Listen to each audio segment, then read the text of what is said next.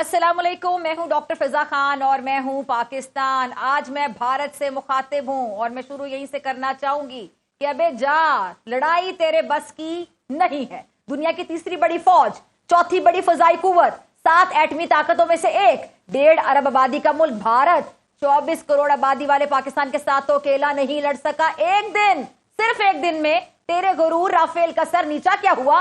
Rafale छुपा दिए गए दादी माँ के संदूक में, तेरा घुमंड खाक हो गया और तूने इसराइल को अपनी मदद के लिए बुला लिया। वो तो पहले इंसानियत सो सलूक के लिए मशहूर है, सो उसने मासूम शहरियों पर खौफतारी करने की नाकाम कोशिश की। पाकिस्तान को गजा समझा था क्या? अब तक 77 से ज्यादा नंबर 1 हैरप और हैरन ड्रोन्स हमारी मट्टी में दफन हो चुके हैं। मजीद के इंतजार में हमारे जवान हर वक्त तैयार बैठे हैं। दुनिया के सामने मोदी डॉक्ट्राइन का मकर भी खुलकर सामने आ गया। वो ऐसे बादशाह की तरह है जिसे बीच चुराहे अपने शाही लिबास से महरूम कर दिया गया हो और उसके इर्द गिर्द एक जम्मे गफीर हो। हनूद और यहूद का गठजोड़ ताश के पत्तों की तरह बिखरने लगा है। कौम को मुबारक हो कि यहूद और हनूद की जो गुफ्तगू हमारी तारीख में मज़कूर है, उनके खिलाफ कुदरत ने हमें लड़ने के लिए चुना है। और पिछले 3 दिन की नाकाम कार्रवाइयों के बाद भारत अब क्या कर रहा है, सुनते जाइएगा। पाकिस्तानी लीडरशिप के 90 तुले रिस्पॉन्स ने उसे ऐसी कारी जरब लगाई कि शर्मिंदगी आखिरी दम तक उसे चैन नहीं लेने देगी। इसके बाद ऑफेंसिव रिस्पॉन्स यानी अपनी पसंद के मुकाम और वक्त, इन अल्फाज की गूंज से पूरे भारत में खौफ की लहर दौड़ गई है। लोग रोते हुए एयरपोर्ट्स पर लाइनों में हैं कि कैसे भाग निकलें। खौफ का आलम यह है कि IPL को मंसूख कर दिया गया। इसराइली मदद और ड्रोन जो है वो भी बाकायदा बेकार निकले। और ये जो फॉल्स फ्लैग न्यूज है कि जी पाकिस्तान ने मकबूजा कश्मीर और मुख्तलिफ मकामात पे हमला किया, दरअसल दुनिया के सामने दुहाई है कि जंग फैल चुकी है। आओ हमें पाकिस्तान की मुतवक्के जवाबी कार्रवाई से किसी तरह बचा लो।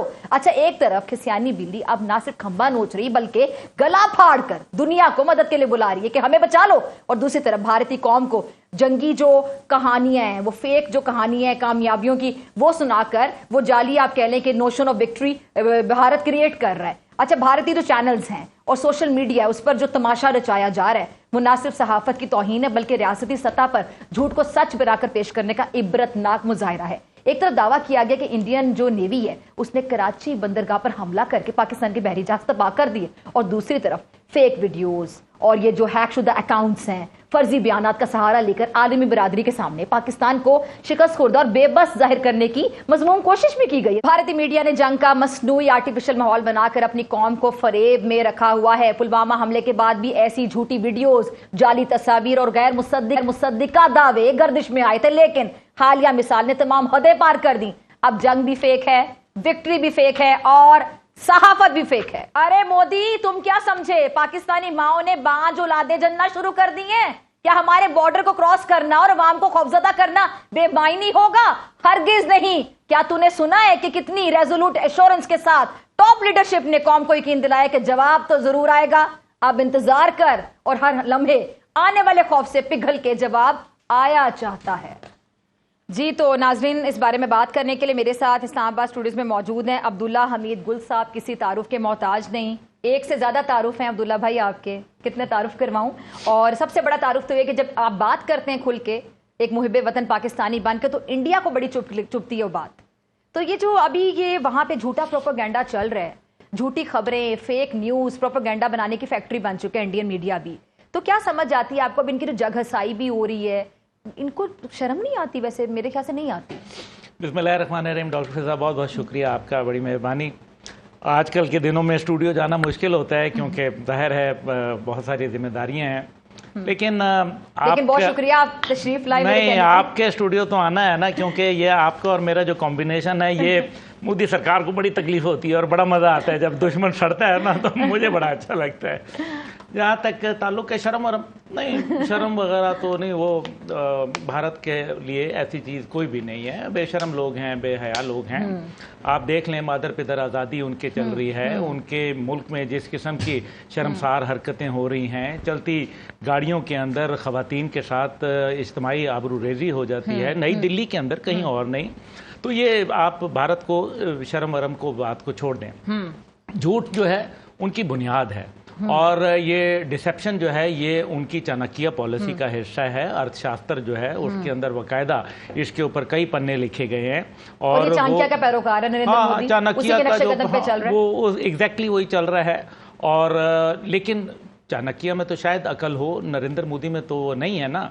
मैं तो अक्सर कहता हूं कि 56 इंच का सीना तो उसको दिया गया, लेकिन उसमें 2 इंच की अकल अगर होती तो बहुत अच्छा हो जाता, लेकिन बहरहाल उसके अंदर ऐसा नहीं है। जो प्रोपेगेंडा है, प्रोपेगेंडे का मतलब ही जो है वो झूठ होता है। प्रोपेगेट करना, झूठ बोलना, उसको गलत बयानी करना। क्या करें, क्या तस्लीम करें कि हमारी इतनी कूट लगी है कि हमें जो है बाँ हो गई हमारे जो है वो फौजी चीख रहे हैं, उनके घर में जो है वो। देखिए, ऑपरेशन सिंदूर जो था वो ऑपरेशन विधवा में तब्दील हुआ। और अब आप तंदूर में भी देखिए, अब आप मेरी बच्चियों की जैसी हैं, मैं आपके सामने क्या बोलूं, लेकिन होता ये था कि भारत के अंदर जब इंडिया था तो उसके अंदर ये होता था कि इन्होंने सिंदूर क्यों रखा नाम। ये सिंदूर लगाने की रस्म कहाँ से शुरू हुई, ये बड़ी अहम बात है। ये आप पढ़े ना इनकी। बताएं।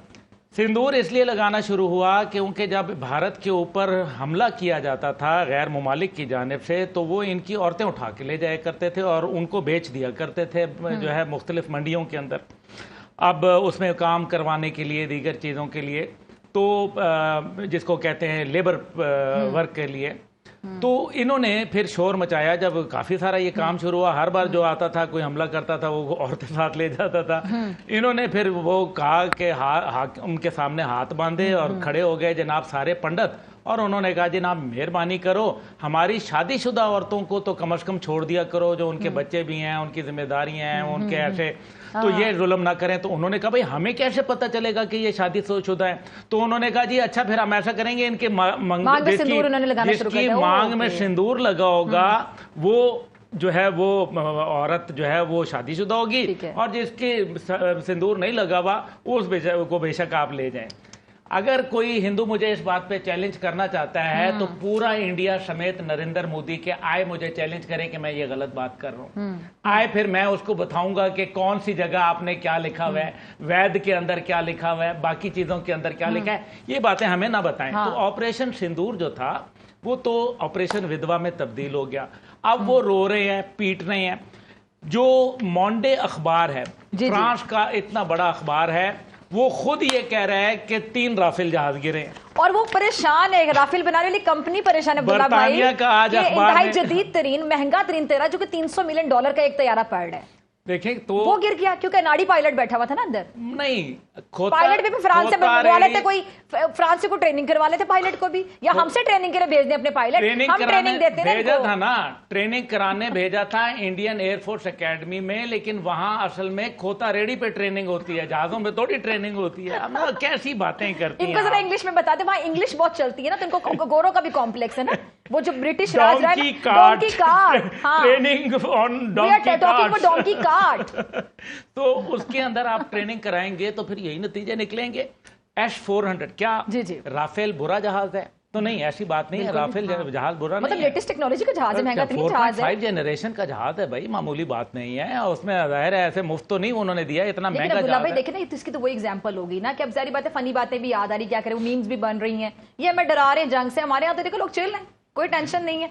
बात ये नहीं, ये जंग से डरा रहे हैं, ये मैं पूरा पाकिस्तान तबाह हो चुका है, सब जगह जो है वो आप आ चुके हैं। आप पाकिस्तान जब आपके कब्जे में आ ही गया है तो आओ ना जरा खुशबू लगा के बॉर्डर तो पार करके। अच्छा, इन्होंने तो अपने सोशल मीडिया और अपने मीडिया में ना हमें 2 बार मार दिया था जी। सुबह जिंदा और जी हम तो लाशें हैं, जो इस टाइम पे आप और मैं बैठे में, हम लाशें हैं, हम ये स्टूडियो लाश है, हम सारे जो है वो बात करें उसी तरह से जिस पहलगाम के अंदर जो है वो मियाँ बीवी जो थे वो मर गए थे, अगले दिन उन्होंने वीडियो बना के कहा कि हम जिंदा है खुदा के लिए। अच्छा, वैसे ये बड़े सुपरस्टिशियस कौम भी है, उनको कोई पता नहीं, वो वाकई डर जाएंगे, सारी आत्माएं बैठी हुई हैं। ये सुपरस्टिशियस है, डर जाएंगे। देखें, जब इन्होंने बंदर को देखा, बंदर इनके कपड़े वपड़े उठा के ले जाया करता था, तो उसके बाद जो है बंदर को इन्होंने जो है वो भगवान मान लिया।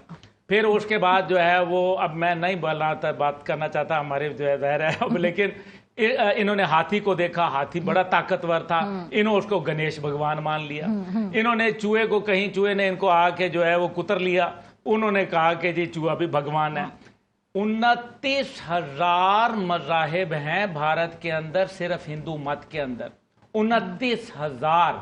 जो गधे को मानता है वो घोड़े को नहीं मानता, जो घोड़े को मानता है वो बिल्ली को नहीं मानता, जो बिल्ली को मानता है वो काली माता को नहीं मानता, जो काली माता को मानता है वो हनुमान को नहीं मानता। अल्लाह के बंदे किसी एक जगह पे तो सेंटर कर लो। ये इंडिया जो है ना, नरेंद्र मोदी, चलें ये तो मजाक अपनी जगह, नरेंद्र मोदी जो है ये तोड़ देगा। ये नरेंद्र मोदी की फौज को पता चल गया है कि जो फौज होती है किसी भी मुल्क की, वो नजरियाती और जोग्राफियाई हदूद की जो है वो मुहाफिज हुआ करती है। पाकिस्तान भी ऐसा ही है।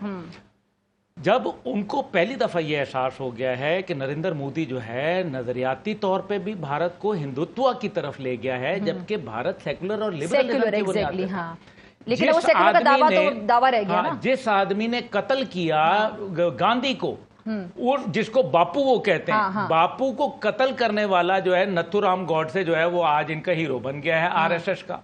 ठीक है जी। और आरएसएस ने बीजेपी को बनाया। आरएसएस का जो पॉलिटिकल चेहरा है वैसे ही जैसे बीएलए का चेहरा जो है वो बीवाईसी है, मारक बलोच है। इस तरह से नरेंद्र मोदी जो है वो आरएसएस का वो फेस है, रिप्रेजेंटेटिव है।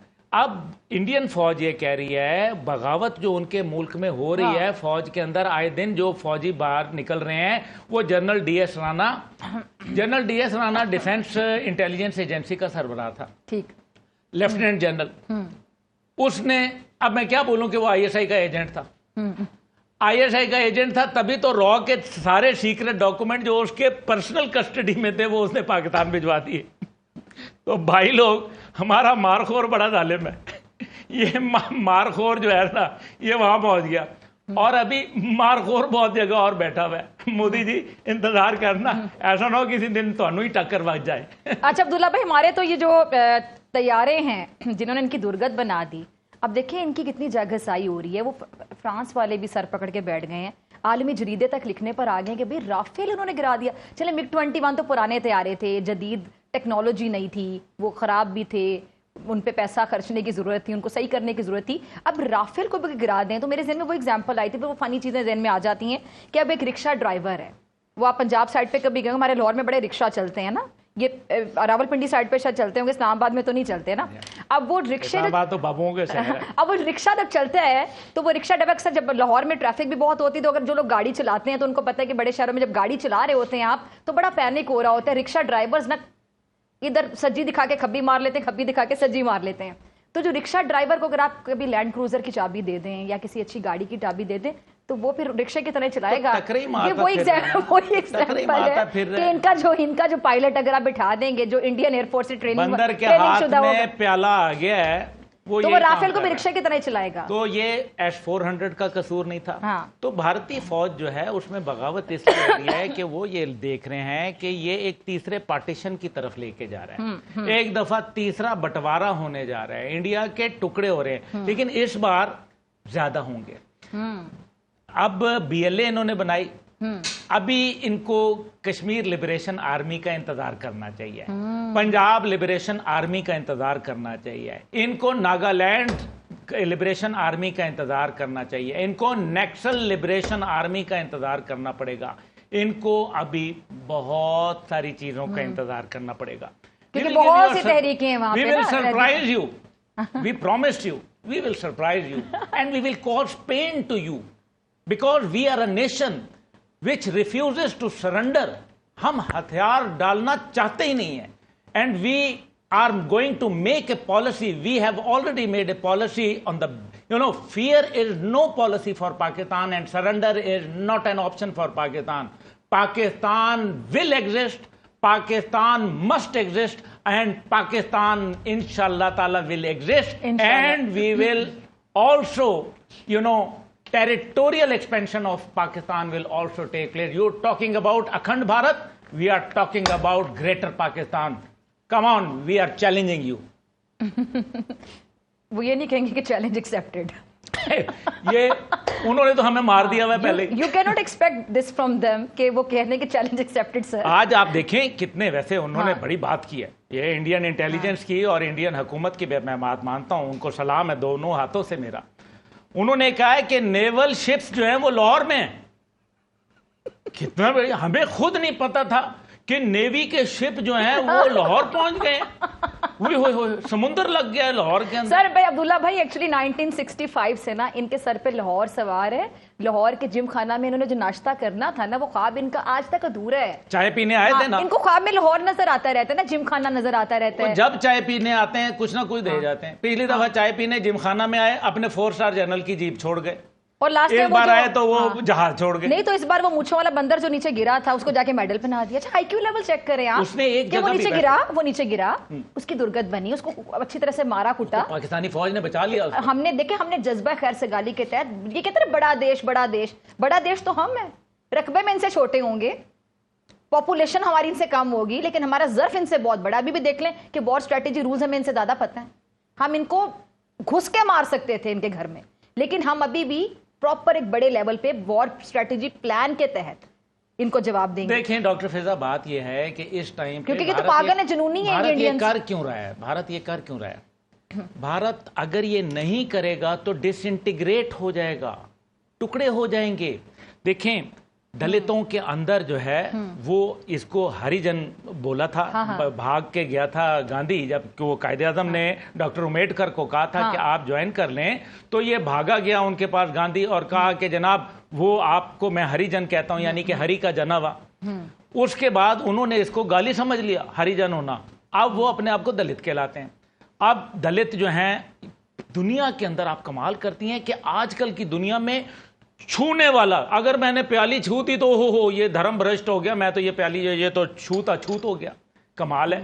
आपको क्षत्रिय वेश हैं, ये सिखों को समझते हैं, सिखों को और क्षत्रियों को ये समझते हैं कि हम जो है ये हमारे लिए जंग लड़ेंगे, ये युद्ध करेंगे हमारे लिए, इनके लिए ये युद्ध होगा, ये लड़ाई, ओ हमारे लिए तो ये गज़वाए हिंद है भाई। बात ये फर्क देख लेना। और सबसे बड़ी बात ये कि मुसलमानों के बारे में इनके जो कुछ पढ़े लिखे लोग ना समझ बूझ रखते हैं, हर बंदा तो वो हिंदुत्व सोच को तो प्रमोट नहीं कर रहा, वहां पे कुछ चंद परसेंटेज हम कह सकते हैं, बहुत कम परसेंटेज के वो जो समझते हैं। बल्कि इनके कुछ इंडियन जो आर्मी ऑफिसर्स हैं, जो रिटायर्ड हैं, जो एयरफोर्स ऑफिसर्स हैं, वो अक्सर इस तरह के आप देखेंगे कभी कोई इस तरह की बात उनके मुंह से सच निकल जाता है। जनरल आज जनरल बोला है ना, जनरल अहमद शरीफ चौधरी ने पूरा सारा कुछ बता के रख दिया, उनके जनरलों की वीडियो। मैं आपको बता रही हूँ कि इनके कुछ लोग ऐसे हैं जो रिटायरमेंट के बाद अक्सर इस तरह के बयान देते हैं कि हम पाकिस्तान की जो एयरफोर्स है उसकी महारत से बड़े मुतासर हैं। वो बताते हैं कि जो पाकिस्तानी फौजी हैं जब वो लड़ते हैं चौकियों पर, ये जज्बा जहाज से सरशार होते हैं, ये जहाज से नहीं डरते, ये शहीद होने से नहीं डरते। तो मुसलमान तो शहादत से नहीं डरते, वो मुर्दार होने से डर रहे हैं। अभी देखें ना, वो डर रहे हैं ना, सारी बात है, इसलिए तो अपनी चौकियां छोड़ के भाग गए। अच्छा अब्दुल्ला भाई, ये जो बड़ा घुस के मारेंगे और ये करेंगे वो करेंगे, दावे बड़े बड़े मीडिया पे चिल्ला चिल्ला के, अर्नब गोस्वामी जैसे और वो गौरव आर्या जैसे बिठाए हुए हैं, और जब भेजते हैं तो अभिनंदन या नीचे गिर जाता है, जाके मेडल पहना दे। और जब हमने इन पे फिर वो जो पोस्ट टू पोस्ट फायरिंग होती है चेक पोस्ट पे, जब तो वो अपनी पोस्टें छोड़ के भागते रहे। रियलिटी ये है। ये देखें इनको, अगर ये असल में हर चीज़ इनको जो है वो घुस बैठिए नज़र आते हैं, कभी इनको जो है वो घुस के मारने का शौक़ है।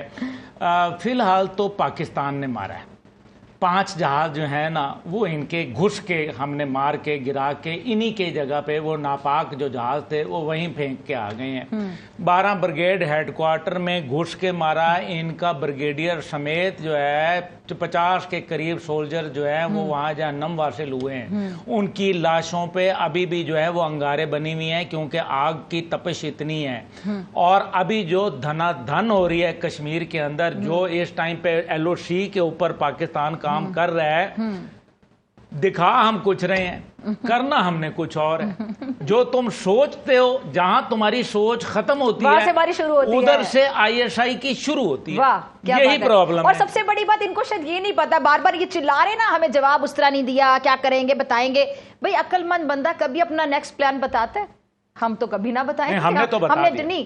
हमने तो अपना लेकिन हम इनको एग्जैक्ट तो नहीं बताएंगे ना, टाइम हम डिसाइड करेंगे। नहीं, वो तो मैं तो कुछ और बात कर रहा हूँ। हमने प्रोग्राम, हमने अपना ये हमने बताया कि तुम लोग को इनका जवाब पत्थर से देंगे। देखें लेकिन क्या जवाब देंगे ये हम तुम लोग बताएंगे नहीं, दिखाएंगे। मैं बड़ी अहम बात करने लगा हूं, बड़ी सीरियस बात है। हमने GHQ के अंदर एक मिनट इस बात को यहीं पर रोकिएगा, या बाकी बड़ी अहम बात करने जाने जो अभी तक किसी ने नहीं बताया, एक्सक्लूसिव इन्फॉर्मेशन है, क्योंकि ब्रेक का टाइम है। मैं चाहती हूँ ब्रेक के बाद आप यहीं से ये इन्फॉर्मेशन तमाम नाज़रीन तक, खासतौर पर जो इंडियन व्यूवर्स है ना, उनसे जरा शेयर कीजिएगा ब्रेक के बाद। वेलकम बैक नाजरीन। अब्दुल्ला हमीद गुल साहब मेरे साथ मौजूद हैं। एक बार फिर से बहुत शुक्रिया अब्दुल्ला भाई तशरीफ लाने के लिए। और air vice marshal Abid Rao साहब ने अभी हमें ज्वाइन किया है। आबिद साहब बहुत शुक्रिया आपका वक्त देने के लिए, ज्वाइन करने के लिए। आबिद साहब, दुनिया भर में हमारे पायलट्स की धूम मची हुई है, दुनिया भर में पाकिस्तान की एयरफोर्स डिस्कस हो रही है और बहुत अच्छे वे में डिस्कस हो रही है और माशाल्लाह हम सबको बड़ा फख्र महसूस हो रहा है। तो हमने तो उनके जहाज़ों की दुर्गत बना दी, महंगे तरीन जहाज़ जो हैं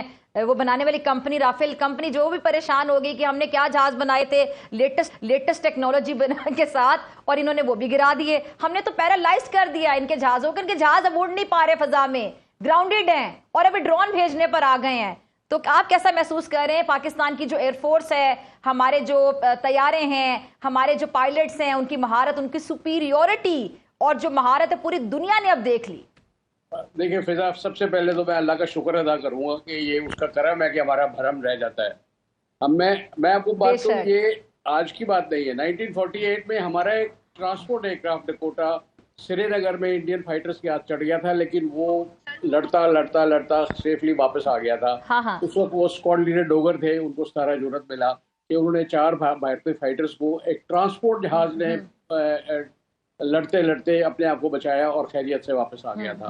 फिर 1958 में आप तो नहीं पैदा हुई थी, ईद का दिन था, उस दिन इंडिया ने अपना एक कैनबरा जहाज फोटोग्राफी के लिए पाकिस्तान भेजा। अच्छा। तो हमारे एक फ्लाइंग ऑफिसर ने उसको 46,000 जो उस जहाज की सीलिंग से थोड़ा सा ऊपर था, उसको गिराया रबात के ऊपर। वो 2 पायलट और नेविगेटर दोनों ही जेक्ट किए, उनका कवर ऑल, उनकी डायरीज पायलट्स की, और जिस जहाज से उसने गिराया था वो पीएफ के म्यूजियम में आज लगे हुए हैं।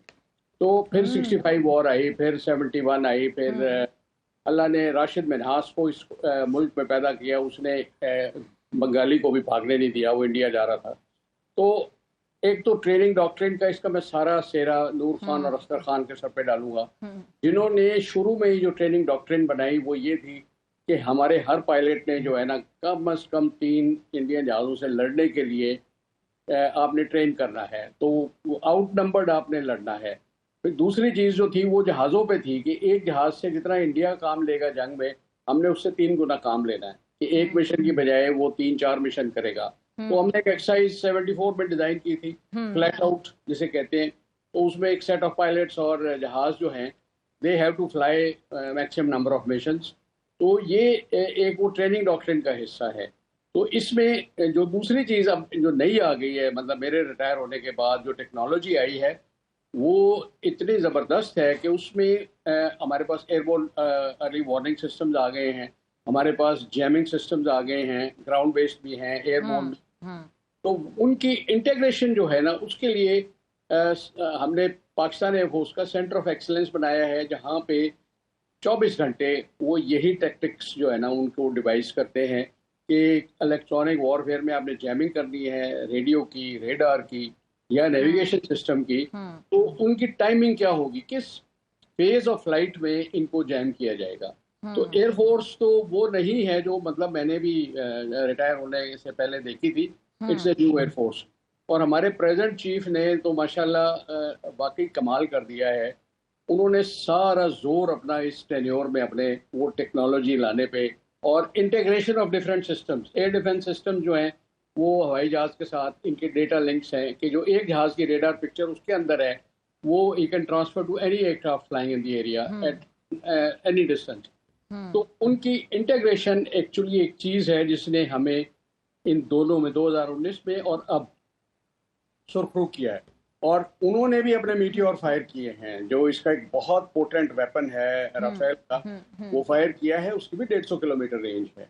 और हमने PL-5 फायर किया है और अल्लाह ने हमें सुरखरू किया और हमने शुक्र अल्हम्दुलिल्लाह इन ऑल ह्यूमिलिटी। अच्छा अब्दुल्ला भाई, आप कुछ ऐड करना चाहेंगे इसमें? मैं ये ऐड करना या अगर आप अग्रसर से कुछ बात करना चाहें। नहीं, बहुत अच्छी बात की उन्होंने। देखें, इसके अंदर यह है कि हमारी पाकिस्तान फौज है या पाकिस्तान एयरफोर्स, 2-3 बातें बड़ी वाज़ेह हैं। हमें मालूम है कि हम नंबर में थोड़े हैं और हम वसाइल में भी थोड़े हैं, इसलिए हमारे पास सिर्फ प्रोफेशनलिज्म जो है वो, उसके अलावा कुछ नहीं है। और अगर हम प्रोफेशनल में कम होंगे, कमतर होंगे, देखिए कभी कभी जब बहुत ज़्यादा किसी के पास कोई चीज़ होती है ना, तो उसका वो उस अंदाज के अंदर वो इस्तेमाल नहीं कर सकता और ज़्या होता है। मैं इसमें कुछ ऐड कर दूं जरा, अगर एक जुमले में आपकी बात जो मुझे समझ आई कि क्वालिटी मैटर करती, क्वांटिटी नहीं। हाँ, तो भारत के क्वालिटी होनी चाहिए। देखें पिछले जो ये इन दिनों के अंदर अब आप देखें कि ये 78 जहाज आए थे उनके, और पाकिस्तान के 42 जहाज थे। उनमें से एक भी जहाज पाकिस्तान की सरहद पे क्यों नहीं आया? 300 किलोमीटर दूर ही क्यों रहा? इसमें चाइना का बहुत बड़ा किरदार है। चाइना ने हमारी बहुत सपोर्ट की है। अभी आप देखिए कि पाकिस्तान के पास वो 2 सैटेलाइट्स भी जो है वो जा चुकी हैं चाइना के बेसिस से। आपको पता है पिछले दिनों हमने ये खुशखबरी सुनी थी। दूसरी जानिब जो है पाकिस्तान का जो एवैक्स सिस्टम है और जिस तरीके से हमारे पास PL-15 मिसाइल्स हैं और जो हमारे पास स्टेट ऑफ द आर्ट जो जहाज, पहले वाकई भारत की एयर सुपीरियोरिटी थी। जब राफेल आया तो वो वाकई एक बेहतर जहाज है और उसके ऊपर सुपीरियोरिटी थी, लेकिन पाकिस्तान ने फौरन इसको जो है काउंटर करने के लिए J-10C लिया और चाइना ने हमें इमीडिएट डिलीवरी दी। और हमारे पायलट्स का मलका ये था कि उन्होंने जो महीनों का कोर्स था वो दिनों में तय किया। तो ये, और उसके ऊपर फिर जो हमारे पायलट्स हैं, ये बात तो सही है। देखिए हमारे पायलट जो थे, एक हमारे शाहिद साहब थे जो F-16 पायलट थे, और पाकिस्तान जब 1980s के अंदर F-16 खरीदने गया और एयर मार्शल साहब इसको जो है वो सेकंड करेंगे, तो शाहिद साहब जो थे उन्होंने वहाँ टेस्ट पायलट था। टेस्ट पायलट कौन होता है? टेस्ट पायलट का ये मतलब है कि उसको हर वक्त जहाज के अंदर फ्यूल जो है वो मिलता है। वो सुबह जाए, शाम जाए, दोपहर जाए, किसी टाइम पे जाए, जिस अंदाज से चाहे जहाज चलाए, उसको किसी से इजाज़त नहीं लेनी पड़ती क्योंकि वो टेस्ट पायलट है। उसके 7000 आवर्स थे F-16 के ऊपर। और जब शाहिद साहब हमारे उस वक्त विंग कमांडर शाहिद जो थे, जब वो जहाज में गए तो उन्होंने आगे से लिखा कि और 2 मिनट के अंदर डॉग फाइट जब होती है, 2 मिनट की डॉग फाइट में शाहिद साहब ने उस आदमी को 0 कर दिया। और उसने लिखा कि if Shahid sees you in the sky you are dead. अब आप ये देखें कि ये पाकिस्तान, वो उनका होम ग्राउंड, उनका जहाज, उनका जो है टेस्ट पायलट, 7000 घंटे, और हमारा पायलट जो है जुम्मा 8 दिन, अभी कन्वर्जन पूरी मुकम्मल नहीं हुई और वो अल्हम्दुलिल्लाह देखें। तो ये क्वालिटी मैटर्स। आबिद साहब, क्वालिटी मैटर्स, एंथुजिज्म मैटर्स, आपकी नीयत का बड़ा इसमें अमल दरामद होता है, तो इसके साथ साथ अमल दखल होता है, और उसके साथ साथ आपका जज्बा, ये जज्बे में ना हमसे पीछे रह गए, ये बात तो सबको पता है। तो अब ये देखिए ना, राफेल तैयारा, राफेल कहती हूँ, राफेल की मार्केट गिरा दी। अब पहले तो राफेल का मान था ना इन्हें, अब राफेल भी नहीं कह सकते अपने मुंह से, क्या करेंगे अब ये? देखिए फिजा, सबसे बड़ा फर्क ये है, मैं तो चूंकि 72 में मुझे कमीशन मिला था, जी जी, हमारे दिल पे 71 का मैंने देखा है अपनी सर्विस में। मैं 35 साल एयरफोर्स में रहा। सानिया ईस्ट पाकिस्तान का बहुत बड़ा जख्म हमारे एयरफोर्स के दिलों पे है, उसका बदला ड्यू है। और अब इस जो पाकिस्तान हमारा है, हमारी सारी जंग इसको बचाने में है और हर उस दुश्मन को नुकसान पहुंचाने में जो इसकी तरफ मैली आंख से देखे। तो ये मोटिवेशन का सबसे बड़ा फैक्टर है। जब 2002 में डिप्लॉयमेंट हुई, मैं यहाँ पे सदर कमांड का AOC था, सिंध बलोचिस्तान था हमारे पास। तो मैं तो अपने, जब 10 महीने हमारी एयरफोर्स डिप्लॉयड रही, तो मैं महीने में एक दफ़ा हर फॉरवर्ड बेस पे जाया करता था और मैं उन्हें यही कहता था कि इंडियंस और हमारी बहू बेटियों बहनों के दरमियान ये जहाज है, अगर हमने अच्छा अकाउंट नहीं दिया तो फर्ज पूरा नहीं किया। उसको वहां रोकना है ताकि हमारी बेटी, बहू, बहन, माँ ये महफूज रहे। तो ये जज्बा है। तो अब भी देखिए, हमने तो कोई जंग नहीं छेड़ी, लेकिन मोदी के जहन में खबासत है, जुनूनियत है, पागलपन है और वो दीवानगी है जो हिटलर के दिमाग में थी कि वो किसी को समझता कुछ नहीं था, कि जो आए उसको मसल दो। उसका वजीर इत्तलात गोएबल्स था जो ये कहता था कि झूठ इतना बोलो कि वो सच लगे। तो इंडियन मीडिया तो थ्रू आउट, आकाशवाणी, मैं वो 65 का रेफर करूंगा, उस वक्त उनका टीवी नहीं होता था, तो उन्होंने तो पहले दिन 6 सितंबर को 65 में लाहौर पे कब्जा डिक्लेयर कर दिया। BBC ने वेरीफाई कर दिया। हुआ ये था कि बाटापुर से हमारी एक वो डबल डेकर बस चुरा के छीन के ले गए थे और वो उन्होंने अमृतसर में चलाई। कहा देखो जी, हम तो बस भी ले आए हैं और ये GTS की बस है और लाहौर में हमारे वो हैं। तो जो सिर्फ रेडियो पर रिलाई कर रहे हैं, वो they will tend to believe कि ये वाकई ऐसा हो गया है। ये प्रोपेगेंडा एक्चुअली दुश्मन को डिमोरलाइज करने के लिए होता है, बिकॉज सही खबर पहुंचने तक देर लगती है।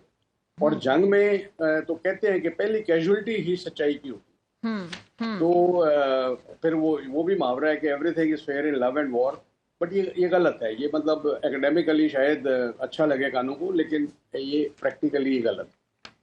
तो अल्लाह हमें हमारा भरम रखे और हम इस पे जो है कायम रहे अपने अज़्म पे, आमीन। कि दुश्मन को मौका नहीं देना। ठीक है, ठीक। अभी ब्रेक में टाइम है ना टीम? ठीक है जी, लाइव है ना, चूंकि तो फिर इस तरह पूछना पड़ता है। देखें, जो जज्बे की बात की ना अभी, बड़ी अच्छी और बड़ी मेरे ख्याल में मुदल्लल गुफ्तगू थी। देखें, जज्बा जो है, हम दुनिया के तारीख़ इंसानियत के सबसे बड़े अजीम सिपहसालार नबी पाक सल्लल्लाहु अलैहि वसल्लम के पैरोकारों में से हैं, उनके उम्मती में से हैं। हम हजरत खालिद बिन वलीद सैफुल्लाह, जिसको अल्लाह की तलवार का खिताब, जिन्होंने कभी हारा नहीं, उनके पैरोकारों में से हैं। हम उनकी वॉर स्ट्रेटजीज पे चलने वाले हैं। हम शेर खुदा के जो है वो मानने वाले हैं। हम जो है हजरत उमर फारूक के चाहने वाले हैं। बिल्कुल। और सलाहुद्दीन अयूबी 30,000 के साथ 13 लाख के लश्कर से टकरा जाते हैं और फतह और नुसरत उनका मुकद्दर बन जाती है। हम जो है मोहम्मद बिन कासिम दीबल के किले को फतह करने वाले और इस्लाम का इस खित्ते के अंदर नाम रोशन करने वाले में से हैं। इसलिए हमारा जज्बा वो है जो 313 का लश्कर जरार 1000 के मुकाबले में था। देखिए, यही तो कमाल है कि हमेशा जो तारीख़ इंसानियत में लोगों के नाम रहे, हमेशा वो थोड़ी तादाद में होते हैं और वो बड़े से जो है वो टकरा जाते हैं। और यही वो एयर सुपीरियॉरिटी है, यही वो हमारी फौजी अस्करी सुपीरियॉरिटी है, यही वो गाजी शहीद जो हमारी सबमरीन थी उसकी दास्तान है। आपकी बात से मुझे एक और चीज़ याद आई कि हमारे जो, आप भी ज़रा सुनिएगा बाबर साहब और अब्दुल्ला भाई आप भी, कि जो हमारे मुग़ल एम्परर्स हैं जिन्होंने वहाँ पे हुकूमत की, और उनमें कुछ तो ऐसे हैं जिनके बारे में कहा जाता है कि ग्रेटेस्ट एम्परर्स, मतलब दुनिया ने उनका नाम और हिस्ट्री ने उनको याद रखा। जिस तरह कि बाबर का नाम मुझे याद आ रहा है, हुमायूं, अकबर, जहांगीर, औरंगजेब, शाहजहां, ताजमहल जिसको आज तक ये कैश करवाते हैं जब वहां पे जाते हैं विजिटर्स, तो वो किसने बनाया था? इनके किसी हिंदू लीडर ने तो नहीं बनाया था। अच्छा, इनके ऊपर जो हुक्मरानी की ना मुगल बादशाहों ने, तो मुझे लगता है कि इनको एहसास कमतरी है कि मुसलमानों ने हम पे हुक्मरानी की। अब वो जो इंफीरियोरिटी कॉम्प्लेक्स है ना, जो खुद को सुपीरियर कह के निकालते हैं मुसलमानों को वहां पे दबा के, ये बेसिकली कॉम्प्लेक्स है, एहसास कमतरी है। नहीं, कॉम्प्लेक्स तो बहुत सारे हैं ना, इनको हर किस्म के कॉम्प्लेक्सेस का ये शिकार तो ये है। मुगल एम्परर्स वाला भी तो कॉम्प्लेक्स ही हो गया ना, कि इनको कॉम्प्लेक्स है, मुसलमानों को दबाने की कोशिश करते हैं, ये बताते हैं कि हम आपसे बेहतर हैं। आप भारत की तारीख अगर इंडिया की देखें तो आपको पता चलेगा कि जो सबसे बेहतरीन रूल का टाइम था वो मुगल एम्परर्स का था, जिसमें इंसाफ मिला। जिस सोमनाथ के मंदिर तोड़ने वाले बुत शिकन जो हैं, जिसको ये आज जो है इनको वो क्या कहता था जो अटल बिहारी वाजपेयी के मेरे दिल में फांस की तरह चुभता है, और वही जो है आज उसी अफगानिस्तान के अंदर दोस्ती करने चाह रहे हैं। तो फिर वाजपेयी गलत था या मोदी गलत है? दोनों में से एक तो गलत है ना। हाँ। और कमाल ये है कि सोमनाथ का मंदिर गिराने के बाद उनको जो पजीराई हासिल हुई, हमने नाम क्या रखे? हमने नाम अपने मिसाइलों के गौरी रखे, हमने रखे अब्दाली रखे। अभी ये तकलीफ तो देते हैं। हमने शाहीन रखे, हमने अंजा रखा, हमने बत्तार रखा, हमने जो है हतफ रखा। देखिए ये बड़ी, हमने फतह रखा।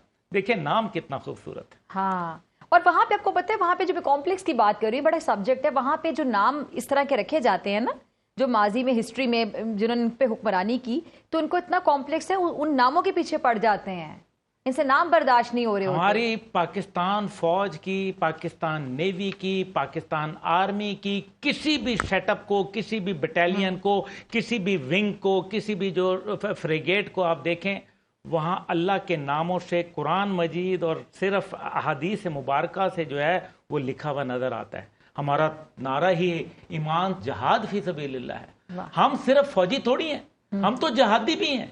यही हमारा कटिंग एज है। चलें चले, हमारी ट्रांसमिशन का सिलसिला जारी है। वेलकम बैक नाजरीन, हमारी ट्रांसमिशन का सिलसिला जारी है। अब्दुल्ला हमीद गुल साहब मेरे साथ मौजूद हैं इस्लामाबाद स्टूडियोज में। राना मुबशिर साहब ने भी हमें ज्वाइन कर लिया है। बहुत शुक्रिया राना साहब वक्त देने के लिए, ज्वाइन करने के लिए। और हमारे बड़े एक स्पेशल गेस्ट हमारे सिख भाई गुरपतवंत सिंह साहब हमारे साथ मौजूद हैं। सर बहुत शुक्रिया जी, सत श्री अकाल जी, आपने ज्वाइन किया, हमारे लिए वक्त निकाला। पाकिस्तान के सारे भैन भरावां नूं वाहिगुरू जी का खालसा वाहिगुरू जी की फतेह जी। अच्छा पन्नू साहब, मैं सबसे पहले बात करना चाहूंगी कि भारत की जाने से पहले पहलगाम फॉल्स फ्लैग ऑपरेशन किया गया, फिर कंफ्यूजन में बोखलाहट में इन्होंने एक और फॉल्स फ्लैग ऑपरेशन किया कि जो 15 शहरों का इन्होंने नाम लेके कहा कि जी हमने वहां हमला किया है। हमने तो कोई हमला नहीं किया, ये झूठ बोलते हैं। और इस बार इन्होंने बड़ी साजिश की कि जो सिख भाई मोहब्बत करते हैं पाकिस्तान से, ननकाना साहब से और पाकिस्तानियों से, उनकी हमसे लड़ाई करवाने की कोशिश की गई, आप लोगों को बदल करने की कोशिश की गई। आप कैसे देख रहे हैं इस पूरी सिचुएशन को? देखो, हिंदुस्तान ने जंग ਜਿਹੜੀ ਪਾਕਿਸਤਾਨ ਦੇ ਨਾਲ ਲਗਾ ਦਿੱਤੀ ਹੋਈ ਆ ਆਲਰੇਡੀ ਉਸ ਦਿਨ ਤੋਂ, ਜਿਸ ਦਿਨ ਇਹਨਾਂ ਨੇ ਪਹਿਲਗਾਮ ਆਪ ਕਰਕੇ ਆਪਣੇ ਹਿੰਦੂ ਮਾਰੇ ਤੇ ਇਲਜ਼ਾਮ ਉਹਨਾਂ ਦਾ ਪਾਕਿਸਤਾਨ ਤੇ ਪਾਕਿਸਤਾਨ ਨੂੰ ਐਜ਼ ਇੱਕ ਅੱਤਵਾਦੀ ਸਟੇਟ ਦੱਸਿਆ, ਔਰ ਦੂਸਰੇ ਪਾਸੇ they are using water as a weapon, ਪਾਣੀ ਨੂੰ ਹਥਿਆਰ ਦੀ ਤਰ੍ਹਾਂ ਯੂਜ਼ ਕਰਦੇ ਪਏ ਆ। ਸਿੱਖਸ ਫॉर ਜਸਟਿਸ ਜਿਹੜੇ ਖਾਲਿਸਤਾਨੀ ਪੱਖੀ ਸਿੱਖ ਹੈ, ਜੋ ਰੈਫਰੈਂਡਮ ਕਰਾਉਂਦੇ ਪਏ ਆ, ਜੋ ਪੰਜਾਬ ਨੂੰ ਭਾਰਤ ਦੇ ਵਿੱਚ ਜੋ ਆਜ਼ਾਦ ਕਰਾਉਂਦੇ ਆ, ਅਸੀਂ ਵਿਚਕਾਰ ਆ ਕੇ ਖੜੇ ਹੋ ਗਏ ਔਰ ਅਸੀਂ ਕਿਹਾ ਕਿ ਜਿਹੜਾ ਸਾਡਾ 30 ਮਿਲੀਅਨ ਸਿੱਖ ਹੈ, ਅਸੀਂ ਉਹਦੇ ਨਾਂ ਤੇ ਸੁਨੇਹਾ ਭੇਜੇ, ਪੈਗਾਮ ਭੇਜਿਆ, ਭਾਰਤੀ ਫੌਜਾਂ 'ਚ ਭੇਜਿਆ, ਚਾਹੇ ਉਹ ਪੰਜਾਬ ਦੇ ਹੈ, ਰਾਜਸਥਾਨ ਦੇ ਹੈ, ਬੰਗਾਲ ਦੇ ਹੈ, ਕਿ ਤੁਸੀਂ ਪਾਕਿਸਤਾਨ ਤੁਹਾਡਾ ਦੁਸ਼ਮਣ ਨਹੀਂ ਹੈ, ਹਿੰਦੁਸਤਾਨ ਦਾ ਸਿਸਟਮ ਤੁਹਾਡਾ ਦੁਸ਼ਮਣ ਹੈ, ਤੁਸੀਂ ਇਹ ਰਾਜਨੀਤਿਕ ਲੜਾਈ ਨਹੀਂ ਲੜਨੀ। ਅੱਜ ਸਿੱਖ ਜਿਹੜਾ ਖਾਲਿਸਤਾਨ ਵਿਚਕਾਰ ਖਲੋ ਗਿਆ, ਜੇ ਅੱਜ ਹਿੰਦੁਸਤਾਨ ਦੀ ਫੌਜ ਜਿਹੜੀ ਆ ਉਹ ਪਾਕਿਸਤਾਨ ਵੱਲ ਚੜ ਕੇ ਨਹੀਂ ਆ ਰਹੀ ਤੇ ਉਹ ਇਹ ਦੇਖਦੇ ਪਏ ਵੀ ਸਿੱਖ ਖੜਾ ਹੈ। ਸੋ ਉਹਨਾਂ ਨੇ ਇਹ ਨੈਰੇਟਿਵ ਸਿੱਖ ਨੂੰ ਵਿੱਚੋਂ ਦੀ ਉਹਨਾਂ ਨੇ ਹੁਣ ਕੱਢਣਾ ਹੈ। ਪੰਜਾਬ ਨੂੰ ਕੋਸ਼ਿਸ਼ ਕਰਦੇ ਪਏ ਵੀ ਉਹ ਸਾਡੇ ਨਾਲ ਲੱਗੇ, ਪਰ ਭਾਰਤੀ ਫੌਜਾਂ ਦੇ ਵਿੱਚ ਬਗਾਵਤ ਸ਼ੁਰੂ ਹੋ ਚੁੱਕੀ ਹੈ। ਮੇਰੇ ਕੋਲ ਆਡੀਓ ਕਾਲਸ ਹੈ ਕਿ ਬਗਾਵਤ ਸ਼ੁਰੂ ਹੋ ਚੁੱਕੀ ਹੈ। ਉਹ ਮੋਦੀ ਦੀ ਲੜਾਈ ਨਹੀਂ ਲੜਨਾ ਚਾਹੁੰਦੇ। ਇਸ ਵਕਤ ਪਾਕਿਸਤਾਨ ਦੇ ਆਵਾਮ, ਪਾਕਿਸਤਾਨ ਦੀ ਸਰਕਾਰ ਤੇ ਪਾਕਿਸਤਾਨ ਦੀ ਫੌਜ ਨੂੰ ਚਾਹੀਦਾ ਹੈ ਕਿ ਉਹ ਖੁੱਲ੍ਹ ਕੇ ਸਾਹਮਣੇ ਆਣ। ਇੱਕ ਸੁਨੇਹਾ, ਕਿਉਂਕਿ ਇਨਫੋਰਮੇਸ਼ਨ ਮਿਨਿਸਟਰ ਸਾਹਿਬ ਵੀ ਬੋਲੇ ਹੈ, ਜਨਰਲ ਸਾਹਿਬ ਵੀ ਬੋਲੇ ਹੈ, ਪਰ ਇਹ ਸੁਨੇਹਾ ਦੁਬਾਰਾ ਦੇਣਾ ਜ਼ਰੂਰੀ ਹੈ ਕਿ ਸਿੱਖਾਂ ਦੇ ਨਾਲ ਜਿਨ੍ਹਾਂ ਨੇ ਇਹ ਕਿਹਾ ਵੀ ਅਸੀਂ ਪਾਕਿਸਤਾਨ ਨਾਲ ਖੜਾਂਗੇ, ਅਸੀਂ ਪੰਜਾਬ ਦੇ ਉੱਤੇ ਜਾਂ ਕਿਸੇ ਗੁਰਦੁਆਰਾ ਸਾਹਿਬ ਦੇ ਉੱਤੇ ਨਾ ਕਦੀ ਹਮਲਾ ਕੀਤਾ, ਨਾ ਕਰਾਂਗੇ, ਕਿਉਂਕਿ ਤੁਹਾਨੂੰ ਵੀ ਉਹੀ ਵਾਰਫੇਅਰ, ਉਹੀ ਨੈਰੇਟਿਵ ਦੁਨੀਆ 'ਚ ਸਾਹਮਣੇ ਲੈ ਕੇ ਆਣਾ ਪੈਣਾ। सही। अच्छा राना साहब, ये आप देख रहे हैं कि जी किस तरह पन्नू साहब मोहब्बत का इजहार कर रहे हैं, और कल भी ट्रांसमिशन में, परसों भी हम ट्रांसमिशन कर रहे थे तो हम बार बार ये दिखा रहे हैं कि कितना सिख भाई हमसे प्यार करते हैं, और इन्होंने गाना गा के भी पाकिस्तान से मोहब्बत का इजहार किया। और सब ये जानते हैं कि ननकाना साहब हमारे सिख भाइयों के लिए बिल्कुल वैसे ही है जैसे हमारे लिए मक्का मदीना है। तो पाकिस्तान से तो मोहब्बत है हमारे सिख भाइयों को, और 1947 में भी किस तरह इस्तेमाल किया गया था सिखों को मुसलमानों के खिलाफ, उस बात का ये पन्नू साहब सामने बैठे, इनको भी अच्छे तरीके से एहसास है। लेकिन इस बार अब ये इंडिया की साजिश नहीं चलने वाली। ये जो हिंदुत्व सोच रखने वाला नरेंद्र मोदी है, ये बीजेपी की हुकूमत है, अब अगर इस तरह की हरकत करेंगे तो अब इनको मेरे ख्याल से न कुछ होना चिपवा देंगे हमारे सिख भाई। आप पूरी सिचुएशन को कैसे देख रहे हैं राना साहब? पहले तो जनाब सरदार जी सर सैयकाल, ठीक ठाक हो तुसी? और मेरे दोस्त हैं जनाब बैठे पानी पी रहे हैं, अब्दुल्ला साहब से तो पहले ये पूछे ना आप कि बॉलीवुड से किन खवातीन ने इन्हें मैसेज किए थे और इनकी मिन्नतें समाजतें करती रही थी वो खवातीन बॉलीवुड की एक्ट्रेसेस, और वो कहती रही थी कि अब्दुल्ला साहब खुदा का वास्ता है पाकिस्तानी फौज को बोलें कि वो बस कर दे, असी लड़ने जोगे नहीं हैं, असी नहीं लड़ सकते पाकिस्तानी फौज। एक मिनट ठहरे, आपने बड़ी बात कर दी राना साहब। एक मिनट यहीं से जरा अब्दुल्ला भाई, ये वाकई आपको कोई मैसेजेस आए हैं वहां से बॉलीवुड की कुछ एक्ट्रेसेस के? भाई देखे ना, आप फोन तो आते रहते हैं, लेकिन राना साहब को मैं नहीं बताऊंगा, उनके नंबर नहीं देने मैंने। Dangerously handsome. नहीं देखे, मुझे नंबर दें अब्दुल्ला साहब उन बॉलीवुड की एक्ट्रेसेस का या ना दें, कोई इशू नहीं है। लेकिन मुझे पता है किन किन एक्ट्रेसेस के फोन आए थे और इनकी मिन्नतें करती रही थी वो खवातीन कि जनाब अब्दुल्ला साहब पाकिस्तानी फौज दे ਜਿਹੜੇ ਇੱਥੇ ਜਰਨੈਲ ਨੇ ਉਹਨਾਂ ਨੂੰ बोलो कि साड़ी बस हो गई है, असि पाकिस्तानी फौज के नाल नहीं लड़ सकते। अब नहीं बता रहे अब्दुल्ला साहब, मर्जी है उनकी, लेकिन एक बात बता दूं, मैंने इनको मना भी किया था कि अब्दुल्ला साहब तुसी जेड़ा ना रेगुलर फोन ते मैसेज आ रहे ने, ये सारे फोन दे मैसेज जेड़े ने रिकॉर्ड हो जाएंगे, ताड़ी कॉलर रिकॉर्ड हो जाएंगे। लेकिन अब्दुल्ला साहब ने कहा जनाब इस बारी ऐसी नहीं छोड़ांगे। देखिए जी, जनरल हमीद गुल के बेटे को फोन आ रहे हैं, ये आप क्यों उनके नाम मेरे मुंह से दिलवाना चाहते हैं? कल को उनकी फिल्मों के ऊपर आग लगा देंगे, उनको जो है दोबारा फिल्मों में दाखिला नहीं बंद कर देंगे। अब्दुल्ला साहब भाई मैं कुछ कहा जे तुसी मेनू ठीक समझो, मैं कुछ बोला? जी जी जी, गुरपतवंत सिंह साहब कुछ कहना चाह रहे राणा भाई साहब। राजा साहब, अब्दुल्ला साहब, जी, मेरी बन्नू साहब। ਤੁਹਾਨੂੰ ਹੱਥ ਜੋੜ ਕੇ ਬੇਨਤੀ ਹੈ, ਤੁਹਾਡੇ ਉੱਤੇ ਫੌਜ ਚੜ ਕੇ ਆਈ ਹੋਈ ਹੈ, ਤੁਹਾਡੇ ਉੱਤੇ ਉਹਨਾਂ ਨੇ ਹਮਲਾ ਕਰ ਦਿੱਤਾ ਹੋਇਆ ਹੈ, 9 ਮਸਜਿਦਾਂ ਦੇ ਉੱਤੇ ਹਮਲਾ ਕੀਤਾ ਹੈ, ਛੋਟੇ ਛੋਟੇ ਬੱਚੇ ਮਾਰ ਦਿੱਤੇ ਆ। ਆਪਾਂ ਹਾਲੀਵੁੱਡ ਤੇ ਬਾਲੀਵੁੱਡ ਦੀ ਗੱਲ ਕਰਦੇ ਪਿਆ, ਮੈਨੂੰ ਮਾਫ ਕਰਿਓ ਤੁਸੀਂ ਕਿ ਪਾਕਿਸਤਾਨ ਨੇ ਜਿੱਤਣਾ ਕਿੱਦਾਂ, ਬਾਲੀਵੁੱਡ ਨਹੀਂ ਲੜਦਾ ਪਿਆ ਤੁਹਾਡੇ ਨਾਲ, ਭਾਰਤੀ ਫੌਜ ਲੜਦੀ ਪਈ ਹੈ, ਜਿਨੇ ਮਸਜਿਦਾਂ ਤੇ ਹਮਲਾ ਕੀਤਾ, ਜਿਨੇ ਨਨਕਾਣਾ ਸਾਹਿਬ ਤੇ ਹਮਲਾ ਕੀਤਾ। ਕੋਈ ਆਪਾਂ ਸਟ੍ਰੈਟਜੀ ਲਾਈਏ ਵੀ ਆਪਾਂ ਜਿੱਤਣਾ ਕਿੱਦਾਂ। ਜੇ ਤੁਸੀਂ ਬਾਲੀਵੁੱਡ ਦੇ ਐਕਟਰਸਿਸ ਦੀ ਗੱਲ ਕਰਦੇ ਹੋ, ਪਹਿਲਾਂ ਪਾਕਿਸਤਾਨ ਦੇ ਆਵਾਮ ਨੂੰ ਕਹੋ, ਆਪਣੀ ਸਰਕਾਰ ਨੂੰ ਕਹੋ ਕਿ ਉਹਨਾਂ ਦਾ ਸਾਰਾ ਬਾਲੀਵੁੱਡ ਬੰਦ ਕਰੋ, ਨਹੀਂ ਤੇ ਉਹ ਪਾਕਿਸਤਾਨ ਦੇ ਵਿੱਚ ਹਿੰਦੂਤਵਾ ਦਾ ਏਜੰਡਾ ਫੈਲਾ ਦੇਣਗੇ। कर देते हैं बात असली सरदार जी, ऐसे नहीं देखते होना दिया फिल्मों में। मैं इसका डॉक्टर साहब एक जवाब देना जी, चाहूंगा। देखिए बात ये है, सिंपल सी बात है कि देखें हमारे पास स्ट्रेटजी है। ਅਸੀਂ ਜਦੋਂ ਹਮਲਾ ਕਰਾਂਗੇ, ਅਸੀਂ ਤਿੰਨ ਇਹਨਾਂ ਨੇ ਹਮਲੇ ਕੀਤੇ ਨੇ ਸਾਡੇ ਤੇ, ਤਿੰਨੋਂ ਦਾ ਜਵਾਬ ਅਸੀਂ ਦੇ ਬੈਠੇ ਆ, ਠੀਕ ਹੈ। ਔਰ ਹੁਣ ਜਿਹੜਾ ਜਵਾਬ ਅਸੀਂ ਦਾਂਗੇ ਉਹ ਸਾਰੀ ਦੁਨੀਆ ਤੱਕੇਗੀ, ਠੀਕ ਹੈ। ਗੱਜ ਵੱਜ ਕੇ ਦਵਾਂਗੇ, ਠੀਕ ਹੈ। ਉਹ ਉਸ ਤੇ ਬਿਲਕੁਲ ਕੋਈ ਰਿਆਇਤ ਨਹੀਂ ਵਰਤਾਂਗੇ ਅਸੀਂ, ਠੀਕ ਹੈ। ਸੋ ਇੱਕ ਤੇ ਗੱਲ ਇਹ ਹੋਗੀ। ਦੂਸਰੀ ਗੱਲ ਇਹ ਵੇ ਕਿ ਅਸੀਂ ਇਹਨਾਂ ਦੇ ਕਦੀ ਦੁਨੀਆ 'ਚ ਸੁਣਿਆ ਤੁਸੀਂ ਕਿ ਫਰਾਂਸ ਦਾ ਰਾਫੇਲ ਤਿਆਰਾ ਜਿਹੜਾ ਉਹ ਡਿੱਗਿਆ ਹੋਵੇ? ਫਰਾਂਸ ਦੇ ਰਾਫੇਲ ਤਿਆਰੇ ਦੇ ਸ਼ੇਰ ਥੱਲੇ ਆ ਗਏ ਨੇ, ਠੀਕ ਹੈ। ਸਾਡੀ एयर फोर्स ने वो काम किया है ਜਿਹੜੀ ਦੁਨੀਆ ਦੀ ਕਿਸੇ 에ਅਰ ਫੋਰਸ ਨੇ ਕੰਮ ਨਹੀਂ ਕੀਤਾ, ਠੀਕ ਹੈ ਨਾ ਜੀ। ਸੋ ਉਹ ਦੇਖੋ, ਅਸੀਂ ਆਪਣੇ ਤਰੀਕੇ ਨਾਲ ਲੜਾਂਗੇ ਜੰਗ, ਅਸੀਂ ਇਹਨਾਂ ਦੇ ਟ੍ਰੈਪ ਵਿੱਚ ਨਹੀਂ ਜਾਣਾ। They are like trying to create a situation for us ਕਿ ਅਸੀਂ ਉਹਨਾਂ ਦੀ ਟ੍ਰੈਪ ਦੇ ਵਿੱਚ ਵਾਕ ਇਨ ਕਰੀਏ।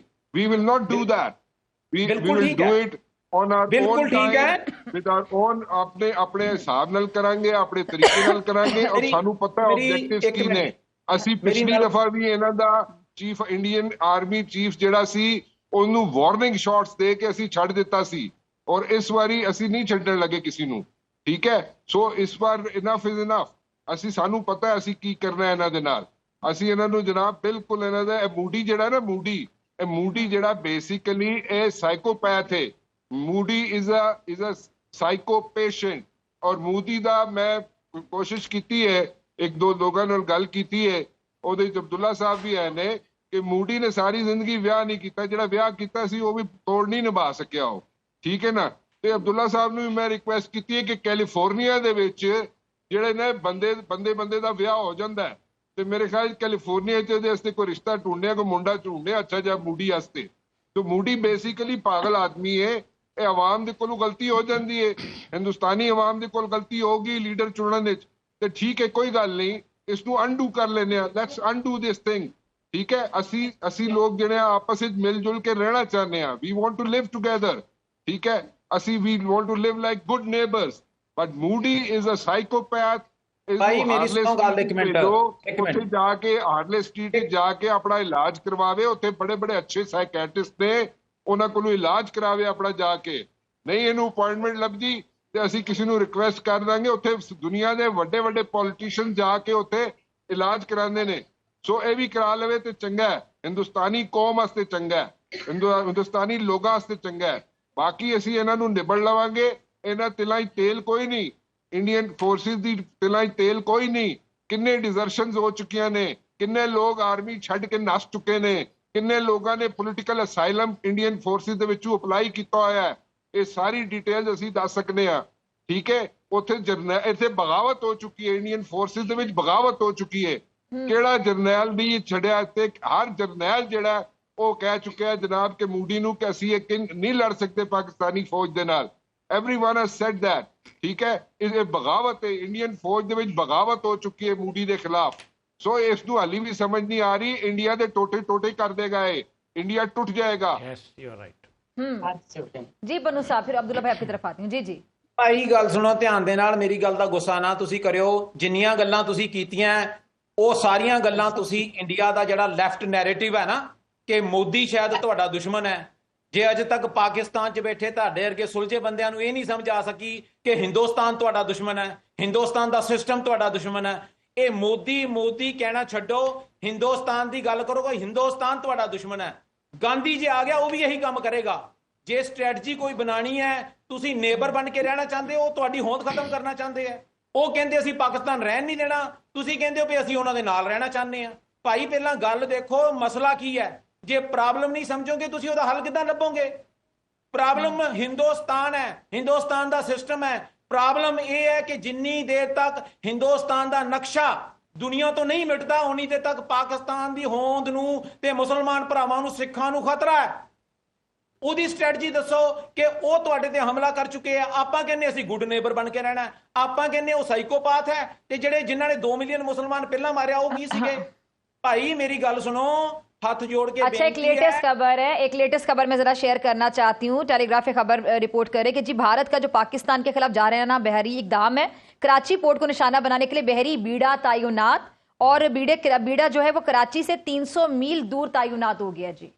और इसके साथ साथ जो हमारी तरफ से जवाबी कार्रवाई के लिए पाकिस्तान ने जवाबी इकदाम के लिए अपना बहरी बीड़ा तैनात कर दिया। अब्दुल्ला भाई जी देखें, पहली बात यह है कि ये पन्नू सिंह साहब, और एक और चीज है कि इसमें जो सुपरसोनिक क्रूज मिसाइल भी नस्ब किए गए हैं जी, वो ऐसी कोई बात नहीं है। इसके मैं आपको इसके ऊपर भी बता देता हूँ, लेकिन पन्नू सिंह साहब को मैं बताना चाहता हूँ।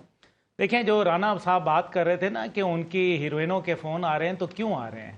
वो ये कह रहे हैं कि उनको पता है कि उनकी जंग की सूरत में बॉलीवुड नहीं बचेगा, इस वजह से वो फ़ोन करके ये रिक्वेस्ट कर रही हैं कि किसी सूरत जो है वो पाकिस्तान जो है वो इंतहाई इकदामात से गुरेज करे, क्योंकि भारत के अंदर एक सरासीमगी फैली हुई है, एक मुश्किल फैली हुई है। पाकिस्तान के पास स्ट्रेटजी है पन्नू सिंह साहब, कोई ऐसी बात नहीं है। देखें, पाकिस्तान को अभी पैदा हुए हुए जो है 8 दहाइयाँ नहीं हुई, लेकिन जब अमेरिका था तो 130 साल सिविल वॉर में रहा। उसके बाद हम इतनी जल्दी कोई परेशान होने की जरूरत नहीं है, हम कर लेंगे। जहां तक बहरी बेड़े की बात अभी डॉक्टर फिजा साहिबा ने कही है, देखिए डॉक्टर फिजा जो कह रही हैं वो बड़ी अहम बात कह रही हैं। Exactly, अगर उनके ऊपर क्रूज मिसाइल जो है वो लगे में है तो हमारे पास फ्रिगेट्स मौजूद हैं, हमारे पास हंगूर क्लास सबमरीन्स मौजूद हैं, हमारे पास जो है डिस्ट्रॉयर्स मौजूद हैं, हमारे पास हार्पून मिसाइल्स मौजूद हैं। मैं हार्पून मिसाइल का बताता चलूं कि हार्पून वो मिसाइल है जिसने जब फॉकलैंड की वॉर हुई थी बरतानिया की और अर्जेंटीना की, तो उसके ऊपर जो HMS शेफील्ड था, जो हर मैजेस्टी शिप जो था, उसको 2 टुकड़े कर दिया था हार्पून मिसाइल ने, और वो जंग खत्म हो गई थी वहीं। तो पाकिस्तान के पास वो हार्पून मिसाइल है जो हमारे मिराज जो मसरूर बेस के ऊपर खड़े हैं उनके पास ये मौजूद है। हमारे पास बाबर मिसाइल मौजूद है, अल्लाह का शुक्र है, जो हमारी इंडिजिनस जो है हमारी खुद पैदावार है। भारत अपने INS विक्रांत के ऊपर अभी पन्नू सिंह साहब, जो आपका बरिंदर सिंह था, जो कप्तान बरिंदर सिंह जो कि INS विक्रांत का कप्तान था, उसको सैक कर दिया उन्होंने, गिरफ्तार कर लिया है, क्योंकि भारतीय नेवी के अंदर जो है बगावत हो गई है। ये कर लें, ये 300 किलोमीटर पे दूर रहें या 500 किलोमीटर दूर पे रहें या 10 किलोमीटर पे आ जाएं, ये आए तो सही ना, इनको फिर हमें बताएंगे। पाकिस्तानी नेवी कमजोर नहीं है, Pakistani navy will come up with a surprise जो कि इनके लिए बहुत तकलीफ दे होगा, क्योंकि बड़ा होना मकसद नहीं है, क्वालिटी होना मकसद है। ये अगर इनका एक शिप डूब गया ना तो इनके जो है वो पूरी दुनिया के अंदर जिस तरीके से राफेल गिरने के बाद,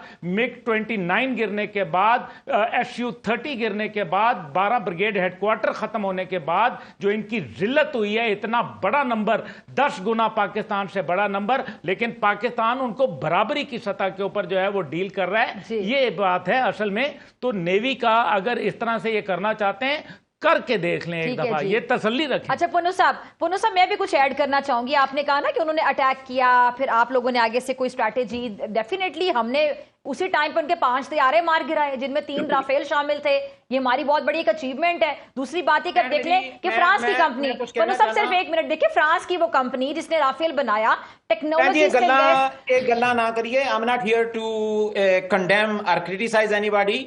सर वो तो प्रोवोक कर रहे हैं ना पन्नू साहब, वो तो चाहते नहीं कैसी होना था, अटैक कर दिए छेती नल। की करिए, मैं I am trying to speak Punjabi. जी जी, अच्छा, तो वो तो चाहते हैं कि हम जल्दी से करते, लेकिन हम समझदार कौम है ना, मैच्योर कौम है, हम जुनूनी या पागल नहीं है। प्लीज जी जी जी, प्लीज प्लीज प्लीज प्लीज, हाँ मेरी बेनती, ਅਸੀਂ ਤੁਹਾਡੇ ਨਾਲ ਖੜੇ ਆ, ऐसी कि तैसी उनके सिंह साहब, आप जो है ना वो उनके प्रोपेगेंडे के शिकार हो रहे हैं। बलोचिस्तान कहीं नहीं जाता। खालिस्तान जिंदाबाद। बहुत शुक्रिया पन्नू साहब, आपने अपना कीमती वक्त निकाला। जी जी, पन्नू साहब जो बात कर रहे हैं ठीक है, उन्होंने अपना एक इजहार ख्याल किया। वो देखिए, हर बंदे की अपनी एक्सपेक्टेशन है ना, वो चाह रहे हैं कि हम फौरन अटैक कर दें। देखें, वो लेकिन हर बंदे की पन्नू साहब की ख्वाहिश पे, भारत की ख्वाहिश के ऊपर उनके ट्रैप में हम नहीं फंसेंगे। हमारा अपना तरीका है। और आज अगर खालिस्तान की तहरीक इस मुकाम पे पहुंची है तो वो किस तरह पहुंची है, अब प्लीज मुझे ना बताए कोई कि वो किस तरह पहुंची है। मतलब मैं जानता हूं ना, जब मेरे वाले साहब का जो है वो रहलत फरमाई तो सिखों ने संत जरनैल सिंह भिंडरावाला, जो ऑपरेशन ब्लू स्टार में, राणा साहब को पता है, जब अकाल तख्त के अंदर हुआ था, तो उसके बाद ये जो सिख जो होते हैं ना, ये जब इनका कोई सबसे बड़ा फौत हो जाए ना, तो वो ये एक राउंड में खड़े हो जाते हैं सर्कल में और अपनी पगड़ियां जमीन पे फेंक देते हैं। उसके बाद 1984 के बाद मेरे वालिद के लिए जो है इन्होंने इस तरह से सर्कल बना के अपनी पगड़ियां जमीन पे फेंकी थी। तो हमें खालिस्तान जो है वो आज अगर कहीं यहाँ पहुंचा है तो उसको छोड़ दें, वो हमें मालूम है। दूसरी बात यह है कि हमें पता है कि भारत को तोड़ने के लिए हमें कोई कुछ करने की जरूरत नहीं है। Who needs enemy when India has friends like Narendra Modi. जब इंडिया के पास नरेंद्र मोदी मौजूद है, वो तीसरे बंटवारे की तरफ जा रहे हैं, हमें क्या करना है? हमें तो सिर्फ वही करना है जो सब करते हैं, वो है इंतजार। वो अपने वजन से खुद गिर जाएंगे। इसलिए हमें अपनी स्ट्रेटेजी पता है। पाकिस्तान ऐसे ही नहीं जो है वो तकलीफ दे रहा। ये आए दिन जो भारत हम पर चढ़ाई करता नजर आता है, भारत पाकिस्तान का वो बच्चों का गुब्बारा आ जाता है तो वो उनकी आधी पुलिस वहां डिप्लॉय हो जाती है, फौजी पहुंच जाते हैं कि पाकिस्तान से जो है अभी एक चीज है, अभी देखिए अब्दुल्ला भाई, अभी वैसे ना भारत पे ये जो ये जंगी जुनूनी शख्स वहां पे फस्तायत से भरा हुआ, हैवानी फितरत, एक साइकोपैथ, एक नफ्सियाती शख्स, एक नफ्सियाती मरीज नरेंद्र मोदी जो वहां पे मौजूद है, बदकिस्मती कह लें कि हमारा पड़ोसी है भारत, और पड़ोसी तो हम नहीं तब्दील कर सकते। ज्योग्राफी तो आपको पता है, फिर हमारा पड़ोसी तो वो रहेगा और फिर वो वहां का प्रधानमंत्री है और हमें मतलब बर्दाश्त करना है उसकी ये नफ्सियाती हरकत। लेकिन हाँ, हमने अपनी जो स्ट्रैटेजी है, हमने कितना स्मार्टली उस पर रिस्पॉन्ड करना है, ये हमारी अब स्मार्टनेस का, हमारी जहानत का एक इम्तिहान है, जिसमें अभी तक मेरे ख्याल से हम पूरे उतरे हैं, क्योंकि हमने उस तरह रिस्पॉन्स नहीं किया जिस तरह वो चाह रहा था। और दुश्मन को कभी भी मैं कहती हूँ कि वैसे आप रिस्पॉन्ड ना करें जैसे वो चाह रहा होता है। जो वो प्लान करता है, जारी बात है उसके पास एक प्लान के बाद आता है, उसके बाद राणा साहब आप अग्री करेंगे कि दुश्मन जब एक प्लान करता है, साजिश करता है, तो उसके पास आगे से एक प्लान का आगे एक रद्द-ए-अमल भी होता है। तो हमें वो रद्द-ए-अमल तो नहीं देना जो चाह रहा है। अब्दुल्ला साहब जो है वो बिल्कुल ठीक कह रहे हैं। मैं पहले इस चीज को इंडोर्स कर चुका हूँ। सरदार जी थोड़ा सा प्रोबेबली समझ नहीं सके। देखे, हम मीडिया पे बैठ के स्ट्रेटजीज बताने वाले नहीं है, ना हम बताएंगे। एग्जैक्टली, ना ਅਸੀਂ ਮੀਡੀਆ ਤੇ ਬਹਿ ਕੇ ਸਟ੍ਰੈਟਜੀ ਦੱਸਣੀ ਹੈ ਤੇ ਨਾ ਸਾਨੂੰ ਦੱਸਣੇ ਦੀ ਲੋੜ ਹੈ। ਅਸੀਂ we are like responsible people and we know where to hit and where to strike. ਠੀਕ ਹੈ, we will not talk about the strategy कि ਸਾਡੀ स्ट्रेटजी ਕੀ ਹੋਣੀ है आने वाले दिनों।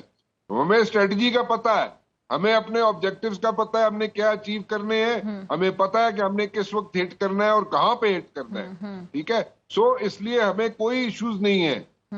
We cannot spill the beans on air। अच्छा राणा साहब, वैसे चले एक हमें एक फैक्ट बेस यहाँ पे बात करनी चाहिए। देखिए, ये एक ऐसी बात है कि जिस बारे में बात हो रही है, हर बंदे की अपनी एक्सपेक्टेशंस है। बहुत से देखिए तरह तरह के लोग होते हैं, हर बंदे की अपनी एक सोच होती है। अब जारी बात है, सरदार जो हैं, सिख जो हैं, इस टाइम पे वो खुलेआम कह रहे हैं कि जी हम पाकिस्तान के साथ खड़े हैं, हम इंडिया के साथ नहीं खड़े। ठीक है, हम भी उनसे बड़ा प्यार करते हैं, वो भी हमसे बड़ा प्यार करते हैं। शायद वो अपना पॉइंट ऑफ व्यू ये रखना चाह रहे थे, वो शायद वो देखिए उनका कदर करते हैं। देखिए राणा साहब, यहाँ पे भी अभी बहुत से लोग ऐसे हैं लेकिन ये सारी चीजें जो बड़े जज्बाती हुए सेंटिमेंट्स है ना अवाम के भी, वो अब सिख जो है वो अपने सेंटिमेंट्स का इजहार कर रहे हैं। लेकिन आप बिल्कुल सही कह रहे हैं कि हमारी अपनी स्ट्रेटेजी, हमारे सिख भाई है, हम उनकी इज्जत करते हैं, सब कुछ ठीक है। लेकिन जो जिस बात को अब्दुल्ला साहब यहाँ पे उन्होंने डिटेल में जाके नहीं बात खूबसूरती से बयान किया, मैं बता देता हूँ। उनके वालिद जो है अब्दुल्ला साहब के, अब मैं चले बोल देता हूँ। अब्दुल्ला साहब, विद ऑल ड्यू रिस्पेक्ट, मैंने बोलने दो, थोड़ी जी गल करने दो। पायनियर थे, जनरल हमीद गुल वाज द पायनियर, जिसने बुनियाद रखी थी। और आज भी ना इंडिया काम जाता है जनरल हमीद गुल का नाम सुन के। वो डर नहीं जाता होती नींदा आराम हो जाती ने। जनरल साहब को साथ मैं नया जब मैंने जर्नलिज्म शुरू किया था 1990 में, दी न्यूज अखबार में मैं हुआ करता था, उस वक्त का मुझे पता है कि अब्दुल्ला, देखें मैं नहीं जाना चाहता डिटेल में, बट देन अगेन मैं सिर्फ इतना जरूर कहूंगा कि जो तहरीकें शुरू हुई हैं, जो आजादी की तहरीकें शुरू हुई हैं इंडिया के अंदर, वो दबी हुई थी। उसमें अब्दुल्ला जनरल साहब ने, जनरल हमीद गुल साहब ने जो काम किए थे, उनको जिस तरीके की भी, मैं फाइनेंशियल मदद की बात नहीं कर रहा, लेकिन मॉरल सपोर्ट जो भी उन्हें चाहिए थी, जिस प्लेटफॉर्म पे चाहिए थी, हर किस्म की उन्हें सपोर्ट मिली थी। आज जो कल आप देखेंगे कि इंडिया जो टुकड़े टुकड़े होगा, उसमें अगर क्रेडिट कोई जाना चाहिए तो जनरल हमीद गुल को जाना चाहिए, ठीक है। और ये बिल्कुल इसमें कोई शक नहीं है कि उसके टुकड़े टुकड़े होने जा रहे हैं, and he is right, Abdullah साहब इज राइट। देखिए हमें किसी चीज की जरूरत नहीं है, with Moody behind the wheels, मतलब everything is happening by itself, we don't have to do nothing about it, ठीक है। वो खुद जो इंडिया के टुकड़े टुकड़े करने जा रहा है, ठीक है। और उसमें ठीक है, उसमें तामिल फिल्मा भी खत्म हो जानिया ने, एनीवेज फिर मैं उस पासे जाएगा तो कोई गड़बड़ हो जाएगी फिल्म वाले पासे। लेकिन द पॉइंट इज कि वो उनका सॉफ्ट इमेज का एक प्रोपेगेंडा था, है। बॉलीवुड एक सॉफ्ट इमेज क्रिएट करने का एक प्रोपेगेंडा था और एक है, ठीक है।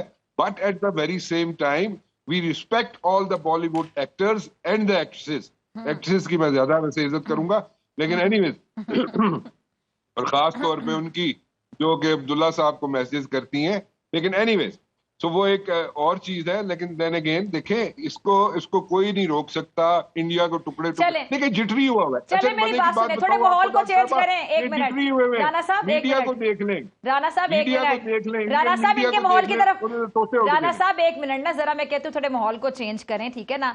हम कोई डरने वाली कौम नहीं है, सीधी सी बात है। ये बैठ के मैं गिदड़ भपकियां जो मारते हैं इनके मीडिया में, कार्टून है इनके मीडिया, कार्टून नेटवर्क बना हुआ है इनका पूरा इंडियन मीडिया। आप जरा देख लें कि वो अर्नाब गोस्वामी एक बहुत बड़ा कार्टून, फिर वो साथ एक वो रिटायर्ड, वो क्या नाम है, मेजर गौरव आ रही है, उससे बड़ा कार्टून, क्लाउन्स कार्टून शो लग रहा होता है बकायदा, लगता है कोई पोगो न्यूज, कोई पोगो टीवी, कोई मतलब कार्टून नेटवर्क, कोई कार्टून का चैनल चल रहा है, कोई टॉम एंड जेरी चल रहा है, अजीबोगरीब गुफ्तगू कर रहे हैं, कुछ भी कहे चले जा रहे हैं। अभी जरा देखिएगा कि मैं देख रही थी कहीं कि 95% जो इंडियंस है ना, उनको ये यकीन है कि वो पाकिस्तान के खिलाफ वॉर जीत चुके हैं, मतलब लॉन्च भी कर चुके हैं और जीत भी चुके हैं। 95% इंडियंस को इस बात का यकीन है।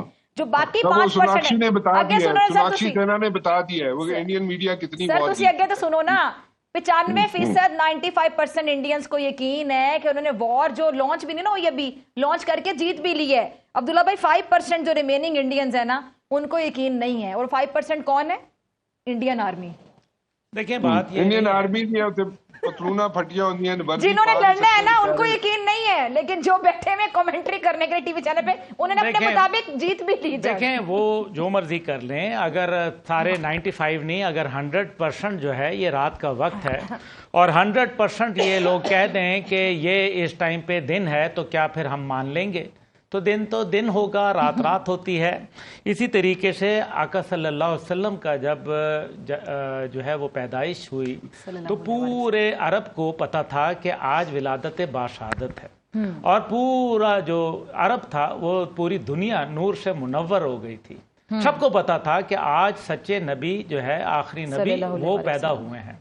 अब लेकिन उनमें वो लोग थे जो नहीं मानते थे किसी सूरत, तो सुम्मुम बुकमुन उम्युन फाहुम ला यरजून का तो कोई हल नहीं है।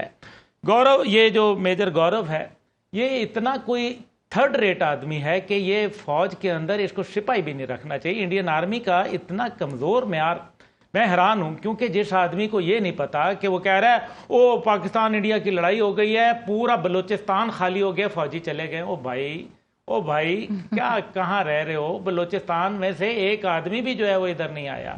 पाकिस्तान ने 7 कोर जो है, 7 कोर फौज जो है तुम्हारे लिए रखी है। 4 कोर लाहौर के अंदर, 1 कोर मंगला के अंदर, गुजरांवाला में जो है हमारी 30 कोर, फिर पिंडी के अंदर 10 कोर, मुल्तान के अंदर 2 कोर, 31 कोर भावलपुर में, army strategic forces command Zarrar camp के अंदर। तुम्हारे लिए हमने 7 कोर रखी हुई है। हमें बलूचिस्तान, खैबर पख्तूनख्वा और सिंध के लिए 5 कोर खाली करने की जरूरत नहीं है। तुम जो है पता नहीं, अगर ये म्यार है तो फिर यही जो लोग खोता रेडियां चलाते थे आज वो आके उनको फौज का जर्नैल या मेजर बना दिया है। ये अगर इंडिया के पास इतने कमतर लोग मौजूद हैं, आई एम सॉरी, फिर वो इसी किस्म की चीप बातें करके अगर वो ये जंग का देखें, लेट्स टॉक सीरियस। 2 दिन हो गए, इंडियन एयरफोर्स कहां चली गई ये बताएं ना। इंडियन एयरफोर्स जो दुनिया के 4थे नंबर की एक जो नंबर गेम में एक बड़ी एयरफोर्स है, वो कहां चली गई? क्या वजह है कि वो पाकिस्तान की एयरफोर्स के सामने आने से कतरा रहे हैं? कहीं ऐसा तो नहीं है कि उनके तमाम सिस्टम जो है वो पाकिस्तान रेडार ने जो है वो जो है जीरो करके रख दिए? कहीं ऐसा तो नहीं कि वो खौफ में मुब्तला हो गए और अपनी पूरी स्ट्रेटजी को वो रीवैम्प करने के लिए तैयार हो गए हैं? और ये स्ट्रेटजी जो होती है ये 2 दिन में स्ट्रेटजी रिवैम्प नहीं होती, ठीक है, ये टाइम लगता है। और फिर क्या वजह है कि जो भारतीय फौज है अगर वो पाकिस्तान में घुस गई है, लाहौर में आ गई है, तो फिर दिखा दें, वो वीडियोस दिखा देना। हमारे DGISPR ने और हमारे DGPR नेवी ने, DGPR एयरफोर्स ने जो है आज मुश्तरका प्रेस कॉन्फ्रेंस की और उसके अंदर सबूत दिखा दिए।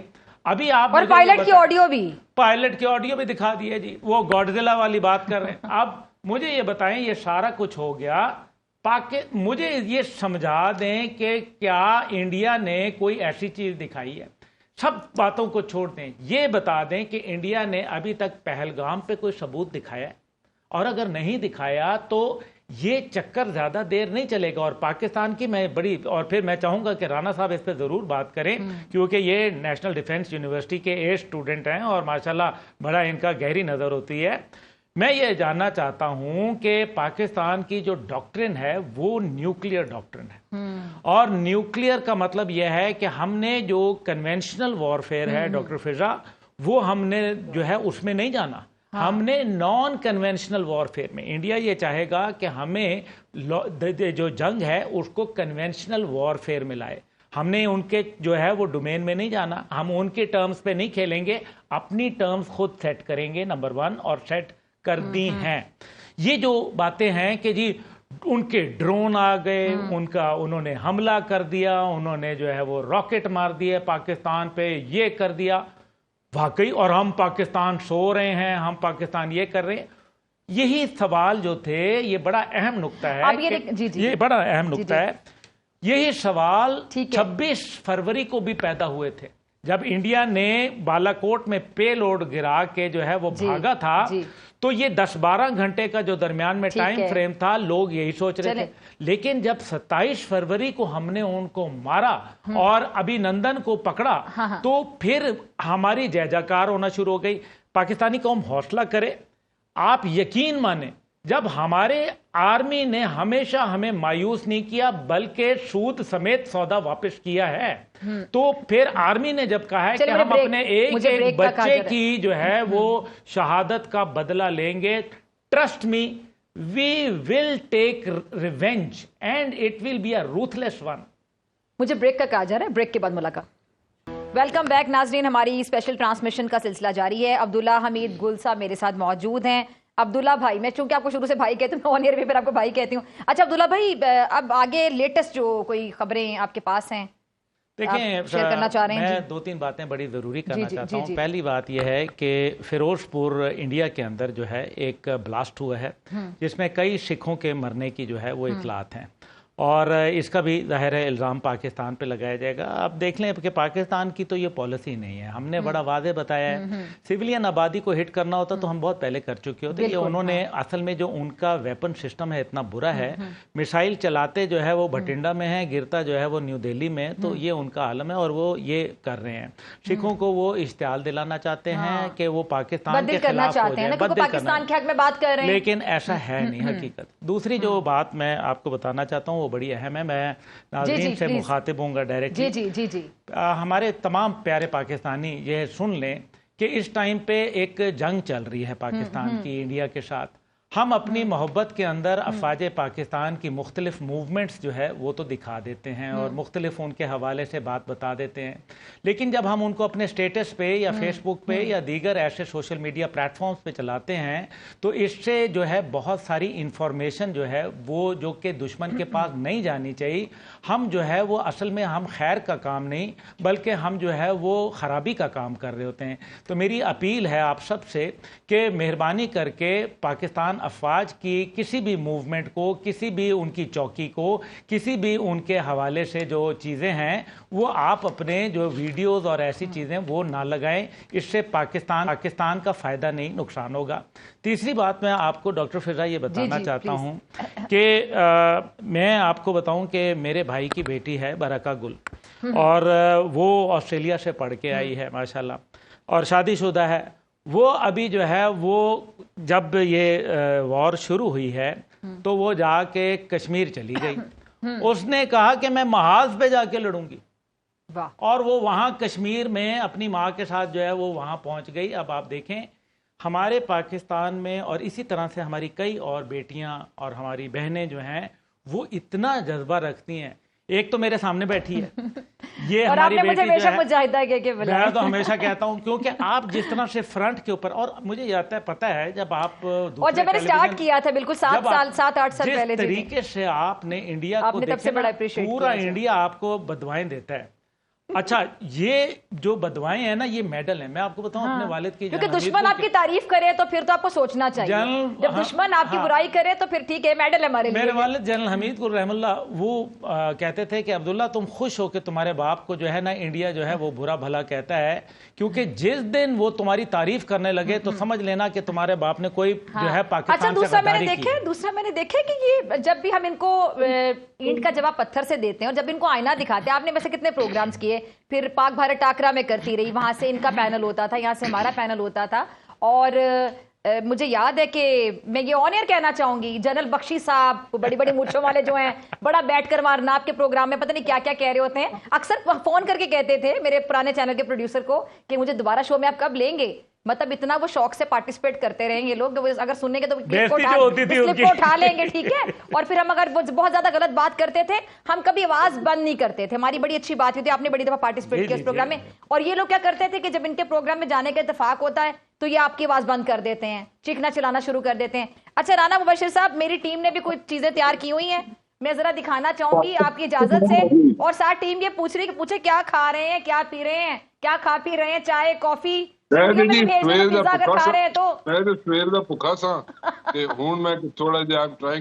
राना साहब प्रोग्राम के बाद मैं आ रहा हूँ आपके पास। चलें जी, चले अब देखते हैं जी वो हमारी टीम ने कुछ तैयारी की हुई। राना साहब जरा दिखाना चाहती हूँ टीम, अगर मीम्स है ना जो, हाँ वैसे तो इंडियंस ने खौफ के मारे हमारा चैनल ही वहां पे बंद किया हुआ है, ठीक है। और यूट्यूब पे लगा के सारे देख रहे हैं, VPN लगा के देख रहे हैं जी। चलाइएगा जरा ये स्क्रीन पे, ये है जी राफेल इन पाकिस्तान OLX हमारी वेबसाइट है जहां पे सेकंड हैंड चीजें बिकती हैं। जरा ऊपर कीजिएगा इसको, स्क्रॉल डाउन करने के बाद ऊपर जाइएगा।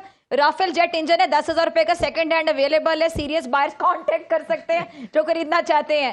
राफेल के स्पेयर पार्ट सेल के लिए अवेलेबल है 20,000 में, बेदिया रोड लाहौर में। नहीं, बीटन रोड के ऊपर, बीटन रोड, अच्छा बीटन रोड लिखा है, सॉरी, ठीक है जी।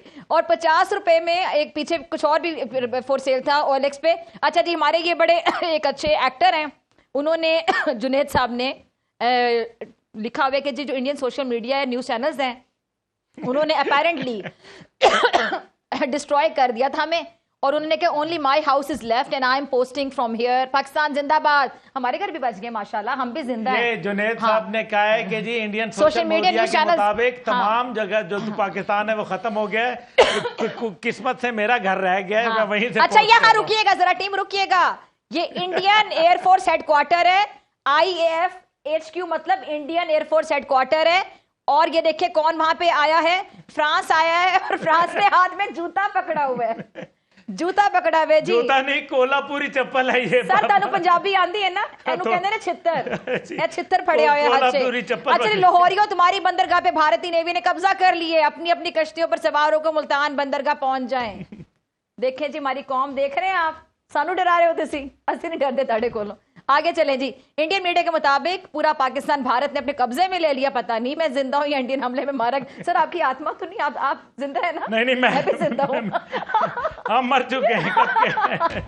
उन्होंने हमें 2 बार मार दिया, 2-3 बार। भारतीय जनरल का बयान है जी, हमने लाहौर बंदरगाह पे कब्जा कर लिया। मुल्तान की एक जगह इसको यार रोके। सर बंदरगाह है कहाँ? जवाब गूगल मैप पे नजर नहीं आता। भारतीय जर्नैल कौन है? मुझे पहले उसका पता था। इसको किसने जर्नैल बनाया? इसको ये किसने जर्नैल बनाया? ओ भाई, इस किस्म के जर्नैल जब भर्ती करोगे, इस किस्म के मेजर गोराबारिया भर्ती करोगे तो फिर यही आलम होगा जो छितर खाओगे पाकिस्तान से। जी जी।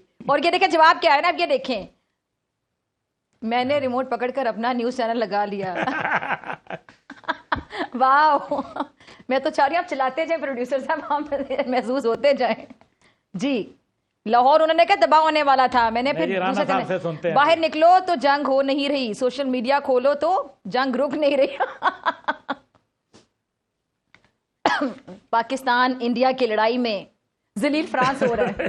जलील फ्रांस के साथ जो है अब इजराइल भी जो है वो जलील हो रहा है। उनके ड्रोन जहां उन्होंने फ्रेंच टेक्नोलॉजी का मुंह काला किया, वहां उन्होंने इजरायली टेक्नोलॉजी को भी बर्बाद कर दिया। इंडियन मीडिया के मुताबिक, जरा मुझे पानी भी मंगवा दीजिएगा। इंडियन मीडिया के मुताबिक हम सब 2-2 दफा मर चुके हैं। जी बिल्कुल ऐसे ही है। वाह, हमारा वैसे चाहत फतेह अली खान साहब को भेज दें India please. It will be a great service. All fun and games until this bad boy reaches near Karachi. ओ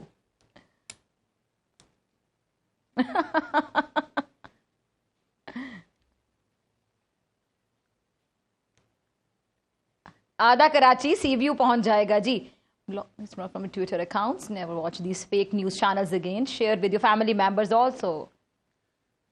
ले जी बहरहाल ये पढ़ लें जरा, देखें किसका नाम है, किसने ये ट्वीट किया हुआ है। अच्छा जी जी जी। देखिए राणा साहब से मेरे ख्याल में बात करते हैं। राणा साहब की कुछ सुनते हैं। राणा साहब हम मीम सुना रहे थे, मीम्स दिखा रहे थे, आप सुन रहे थे साथ साथ। राणा साहब आप भी कोई मीम सुना दें फिर। राणा साहब ओवर टू यू। जी जी हुक्म करें। राणा साहब हमने मीम्स दिखाई हैं, मीम्स पढ़ के सुनाई हैं, आप भी जरा बता दें, कोई मीम बताएं। आप भी मरने के बाद दोबारा जिंदा हैं, ये कैसे हो गया चमत्कार? चमत्कार कहते हैं ना हिंदी में। मेरे पास तो मीम ये है कि मैं तो चाहता ही हूँ कि मूडी जो है वो चला जाए कैलिफोर्निया या कैलिफोर्निया से, क्योंकि कैलिफोर्निया में इजाजत है मतलब कि एक मर्द के साथ शादी कर सकता है। एक मिनट, तो मेरे ख्याल में उसकी मूडी की वहां पे शादी करा दे। राणा साहब एक मिनट, ये आप मजाक में बात कह रहे हैं क्या? ये बड़ी खबर, ये वैसे बड़ी खबर है। अगर आप ये कहना क्या चाह रहे हैं, जो मैं समझ रही हूँ, आप ये क्या कह रहे हैं? नहीं, आपको समझ नहीं आ रही, मैं बता रहा हूँ कि देखें कैलिफोर्निया एक ऐसी जगह है जहाँ पे मर्द से शादी कर सकता था, और अभी भी मेरे ख्याल में ऐसे ही कानून है। तो मूडी जो है बेसिकली उसका तो मसला यही है, तो उसका मसले का हल मैं निकाल के दे रहा हूँ कि वहां से कोई बंदा मंगा देते हैं या उसको वहां पे भेज देते हैं मूडी को, तो उसको ख्वाहिश पूरी कर देते हैं। बाकी तो संदूर शूर के चक्कर में वो रहता है, at the back of his mind यही रहती है हमेशा बात के संदूर लगाना है, संदूर लगाना है, संदूर ऑपरेशन, संदूर फलां, संदूर ये। ओ भाई संदूर की लाना तू, जेड़ा संदूर लाया सी, जिस नाल विआह कीता सी मूडी ने, उथे निभा नहीं सके तू, उधर एक्सपोज हो गया, तब तू वहां पे तू जो है मूडी परफॉर्म नहीं कर सका। राणा साहब, अच्छा राणा साहब मुझे बताएं कि सुनने में आता है कि इन्होंने किसी पागल खाने में जाके खुद को भर्ती करवा लिया था, और माहिर नफ्सियात था कोई डॉक्टर जो उनका इलाज भी करता रहा था। और डॉक्टर साहबा ये देखें, इसके कोशिश की गई थी कि जनाब इसको लंदन में एक हार्ले स्ट्रीट है, वहां पे best of the best psychiatrist होते हैं वहां पे मूडी के लिए। बाकी तो कई मुल्कों के पॉलिटिशियंस वहां पे जाते हैं, लेकिन मैंने कहा था मूडी वहां से अपना इलाज करा ले। मूडी का दिमागी तवाज़ुन तो ठीक है नहीं है, और वो जिस तरीके से मैं बता रहा हूँ कैलिफोर्निया में उसकी जो हरकत है, वहां पे कैलिफोर्निया में उसका इलाज है, उसकी वहां पे किसी मर्द से, किसी लड़के से, जो भी, वहां पे शादी करा देते हैं। और क्या, अभी लोगों की इतनी चॉइस खराब नहीं हुई राणा साहब कि कैलिफोर्निया में वो मोदी से ही जो है शादी करे। वो कोई नहीं होते, कोई ना कोई मिल जाएगा। अब्दुल्ला साहब तुसी कोशिश करो, कोई मैं भी कोशिश करना, तो कोशिश करो। हिंदुस्तानी लोग जड़े ने मेजोरिटी लोग अच्छे ने, और वो मूडी को वैसे ही तंग ने, तो वो मूडी की यहाँ पे मैं जरा, आप लोग मोदी का जिक्र कर रहे हैं ना, तो ये पिछले दिनों में कहीं ये पढ़ रही थी कि नरेंद्र मोदी, उनका एक इंटरव्यू भी है बाय द वे इस बारे में, वो कुछ लोग होते हैं ना जो अपने आप को तलाश करने के जर्नी पे निकल जाते हैं, जैसा मॉन्क्स होते हैं और वो फिर नरेंद्र मोदी साहब भी निकल गए अपने आप को तलाश करने के जर्नी में, और उसमें उन्होंने अपने अंदर झांक के जब देखा, वो तन्हाई में आप कुछ टाइम गुजारते हैं और फिर आप अपनी आपका लाइक आप कह लें कि अपनी सोल को अपनी आत्मा को एक्सप्लोर करते हैं। उन्होंने अपनी आत्मा को एक्सप्लोर किया, उसके बाद आपको सोल मिशन मिल जाता है, जिसको आप आम अल्फाज में स्पिरिचुअल अवेकनिंग भी कहते हैं। वो एक बिल्कुल डिफरेंट सोलमेट मिल गया उनको, डॉक्टर सोल मिशन मिल जाता है आपको, स्पिरिचुअल अवेकनिंग होती है। तो मैं बड़ी सीरियस नोट पे बात करती हूँ सर। देखिए तो सर आप ये देखिए कि उस बंदे ने अपने आप को, अगर वाकई वो तन्हाई में चला गया था और उसने अपना सोल जर्नी कवर किया और उसने अपने आप को एक्सप्लोर किया, तो क्या अंदर फिर एक हैवान मिला उसको कि वो हैवान फितरत आदमी, दरिंदा फितरत आदमी, फिस्तायत से भरा हुआ आदमी, इवल जीनियस? नहीं, ये गलत है। आपने हैवानों की तजलील करने का कोई हक नहीं है डॉक्टर फिजा आपको। I agree. हाँ, हैवान उससे बेहतर, हैवानों की अदालत में आप पे मुकदमा कायम हो जाएगा कि आपने उसको नरेंद्र मोदी को हैवान से मिलाया। प्लीज डोंट डू दैट, ये दिस इज रॉन्ग। अच्छा, वैसे राना साहब बाकी इनके जो फेक जो मीडिया प्रोपेगेंडा फैक्ट्री है, उसको आप कैसे देखते हैं? आप एक सीनियर सहाफी हैं और आप ये देखिए कि कोई तस्दीक नहीं करते। ये इनके बड़े बड़े चैनल्स पे भी बैठ के जो इनके बड़े पुराने सहाफी हैं, वो भी कुछ भी बोले चले जाते हैं बगैर तस्दीक किए।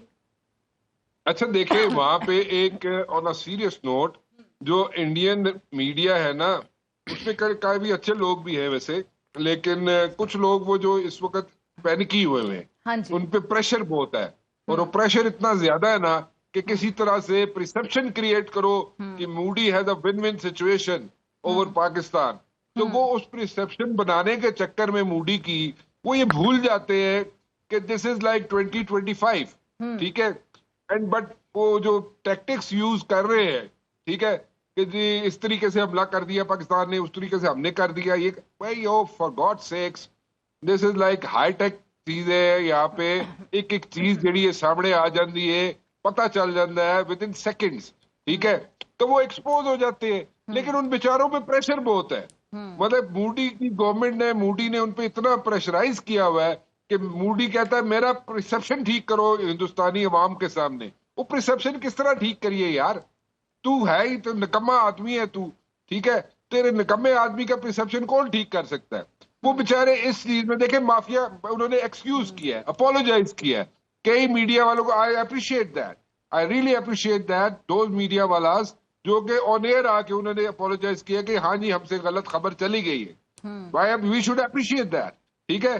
तो वो भी है, लेकिन कुछ लोग नहीं करना चाहते, ठीक है, चले उनकी मर्जी। बहुत प्रेशराइज्ड है बेचारे मीडिया वाले, इंडियन मीडिया वाले, कोई रिसेप्शन नहीं बन रही, उसकी गल नहीं बन रही डॉक्टर साहब, गल नहीं बननी, मूडी दी गल बिल्कुल नहीं बननी। बिहार में राना साहब, चलिए प्रोग्राम का वक्त खत्म हो रहा है। राना साहब बहुत शुक्रिया आपके वक्त के लिए। और अब्दुल्ला भाई आपका लास्ट कमेंट यही है, देखें पाकिस्तान एक छोटा मुल्क है, इसका मतलब यह है कि छोटा होते हुए भी वो भारत के लिए जो है कांस्टेंट जो है उनके लिए एक ख्वाबों में भी आके डराता है।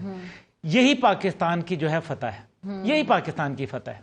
दूसरी बात मैं ये कहना चाहता हूं कि अमेरिकन जो वाइस प्रेसिडेंट हैं ऊषा बाला वेंस, तो ओह कहीं मैंने गलत नाम तो नहीं ले लिया? ऊषा बाला वेंस नहीं, हाँ वो अच्छा, हाँ यही नाम तो यही है, लेकिन उन्होंने ये कहा है कि जो ऊषा बाला वेंस हैं प्रेसिडेंट, वाइस प्रेसिडेंट अमेरिका के, उन्होंने अभी जो आंध्र प्रदेश के रहने वाले हैं ये, इन्होंने कहा है कि बड़ा, एक तो इनको इंडिया के लिए बहुत मोहब्बत इनकी होती है, इन्होंने कहा कि जी पाकिस्तान इंडिया की जो है न्यूक्लियर जंग नहीं होगी। तो जनाब ऊषा बाला वेंस साहिबा, मैं आपको ये साहिबा मैं आपको ये बताना चाहता हूं कि आपको ये किसने बता दिया? पाकिस्तान अपनी सालमियत के ऊपर कभी आंच नहीं आने देगा। और अगर पाकिस्तान को आप ये समझते हैं कि वो आपके इशारों के ऊपर जो है यस और नो करेगा, वो दिन गए जब खलील खान फाख्ता उड़ाया करते थे।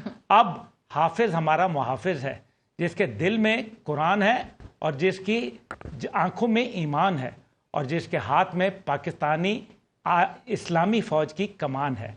Don't think about it, Pakistan will do what ever is best for Pakistan. Pakistan हमेशा पाइंदाबाद। आमीन सुम आमीन। पाकिस्तान जिंदाबाद। इसी के साथ मुझे दीजिए इजाजत, आपसे मुलाकात होगी इंशाल्लाह कल सेम टाइम सेम चैनल की जिंदगी ने वफा की। दुआ में याद रखिएगा, अपना बहुत ख्याल रखिएगा। अल्लाह निगहबान।